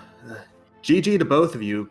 Really good race, even though the way it turned out in the end sort of fell away from you there, P-Train. Yeah, I've had better. They can't all be winners, though. I mean, that's the nature of rando. Yeah. GG, Etium. Yeah, that swamp dip, I guess, paid off. Once I got that Ice Rod, like, I felt behind up to that point, and then I got that Ice Rod, and I got kind of a glimmer of hope. Basically, if P-Train, decided to skip swamp for any reason, then I had that in my back pocket. He'd probably end up diving Turtle Rock before going into swamp. So that's kind of my one glimmer of hope after not the most efficient early routing, I think.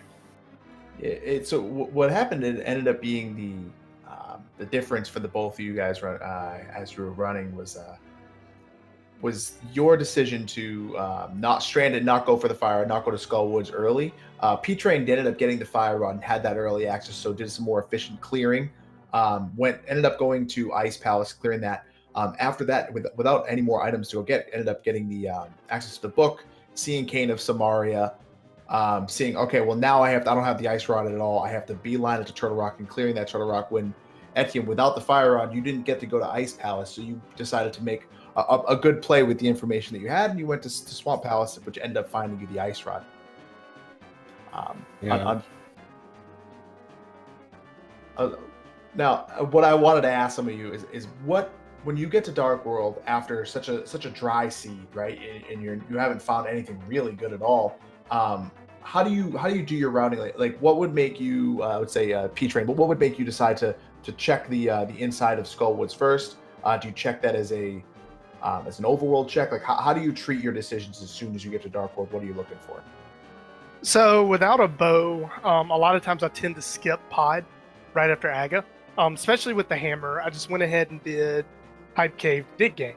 Then I got the glove, which gave me Village of Outcasts access. I know that I can full clear Thieves Town. I still cannot full clear pod. So let's just go to Thieves Town. And since I had already done the south route, let's do Village of Outcasts first, finish up with Thieves Town, and then just go to Graveyard. Go to Skull Woods. Because at that point, it's kind of in my opinion, the natural end of the route. It's just as quick to get to Skull Woods as it is to get to Graveyard Ledge. So why not dive it, in my opinion? And felt real smart because I found a fire rod, and then, unfortunately, that ended up kind of being the Achilles heel of the seed.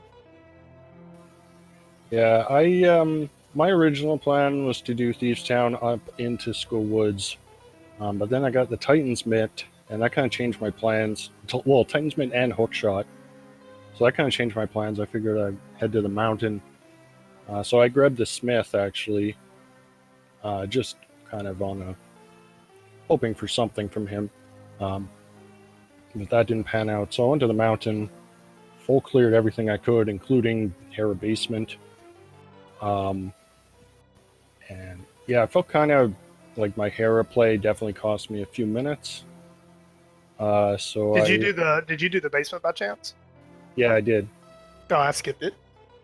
I would also like to point out, you guys were actually within, I think, 4 seconds of each other killing Moldorm.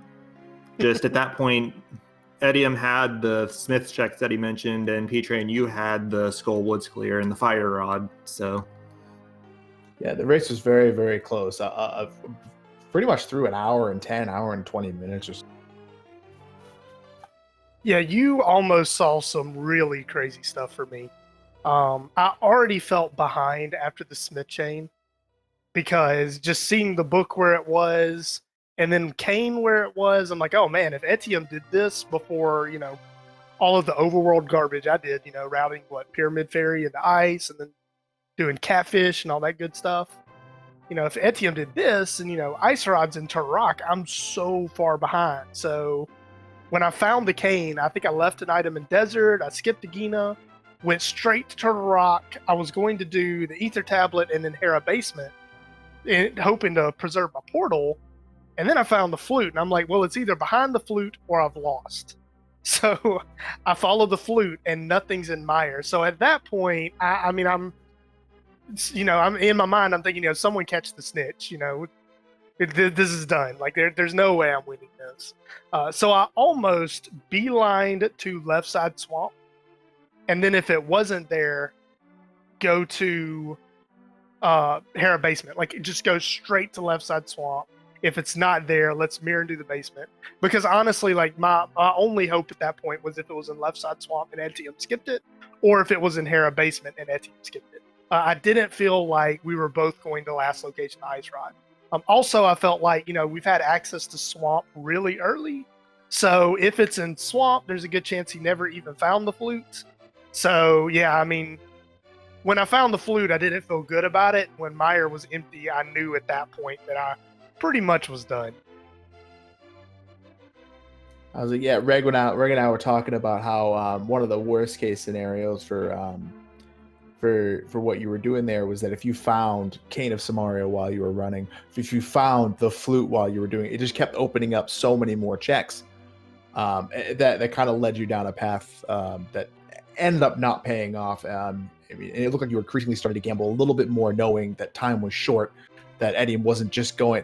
You're both the top 128 runners here. You're both in this finals, this bracket. You're both not finishing seeds at 150 2 hours regularly, so I can see where that would be where you would want to play the seed. Yeah, I was hoping Would you have done DM, P-Train? Because that Would I have done Death huge. Mount at what point in the season? No, DM strat in GT. Oh yeah, I 100% would have done short. Oh, yeah. I did the Hope route, and of course, this was the perfect DM seed. I am starting to like rethink that. You know, like if you know your opponent does something else, like if you know you have a execution advantage and you know your opponent always does the same GT strat, I think it's actually the better idea to do whatever they're going to do. If you think that you're similar in execution, like for you and I, you know, I consider us to be close enough to where I can't get a major advantage over you in terms of execution because you're pretty good at the game. So for you, I'd probably still do Dark Magician, but I think if you really think you have the execution advantage, it's probably better to watch a couple of your opponent's seeds and just do whatever they're doing. I was thinking, this is a nice lesson for Twitch chat here. That this is the level of opponent you're supposed to be facing in these group stages. The type of studying you're both doing on each other is admirable for sure. But I was like this whole seed was very, very close. You both, after you both did your, you were pretty close up and through Hera. Through you did all your Death Mountain checks. You both wrapped very nicely your pods into your Eastern, and then it was just kind of your individual check hunts for the Ice Rod or Fire Rod, respectively. That was the end of the seed. But overall, very, very well played on both of your ends, and then definitely need a GG from both of everyone in chat for this. I don't know if Reg, you had any more questions for our runners.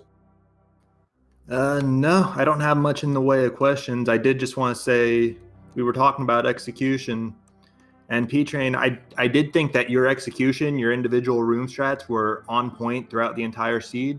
Not to take anything away from etium, who absolutely did work as well, did wind up coming out ahead in this race, but some of your individual rooms were an absolute joy to watch, and your routing decisions were super solid on top of that, even if they didn't pay. I don't really want to play favorites or anything here, but I would hope to see both of you guys in the top 64, just based off this one race that I saw. Yeah, I mean, it's losing never feels good, but it's hard, you know, when progression's buried in a bended dungeon. It's kind of hard to take that personally, you know.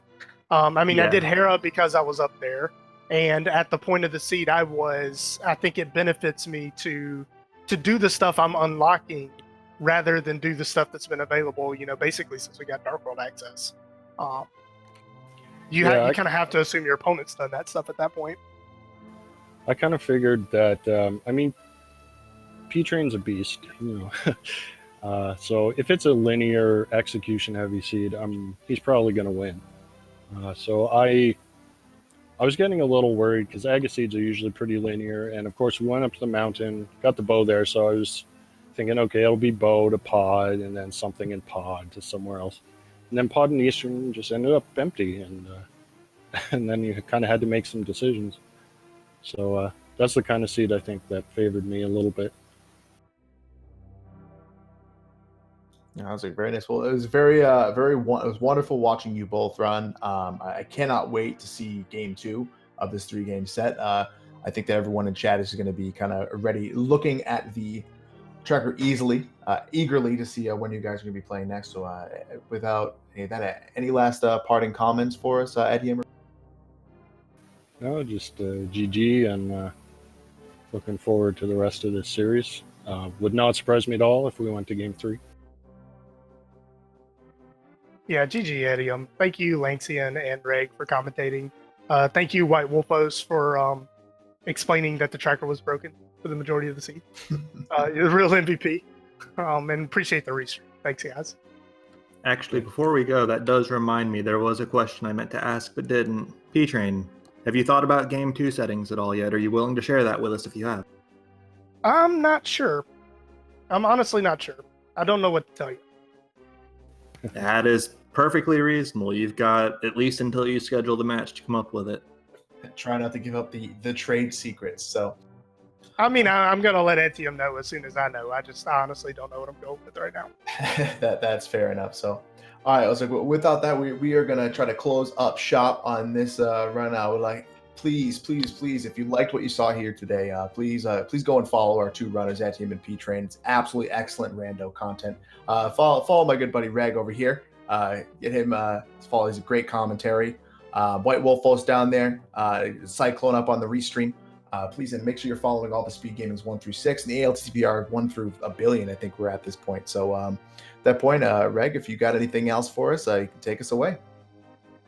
No, that's about it. Good night, everybody. Thank you, and have a wonderful night, everyone.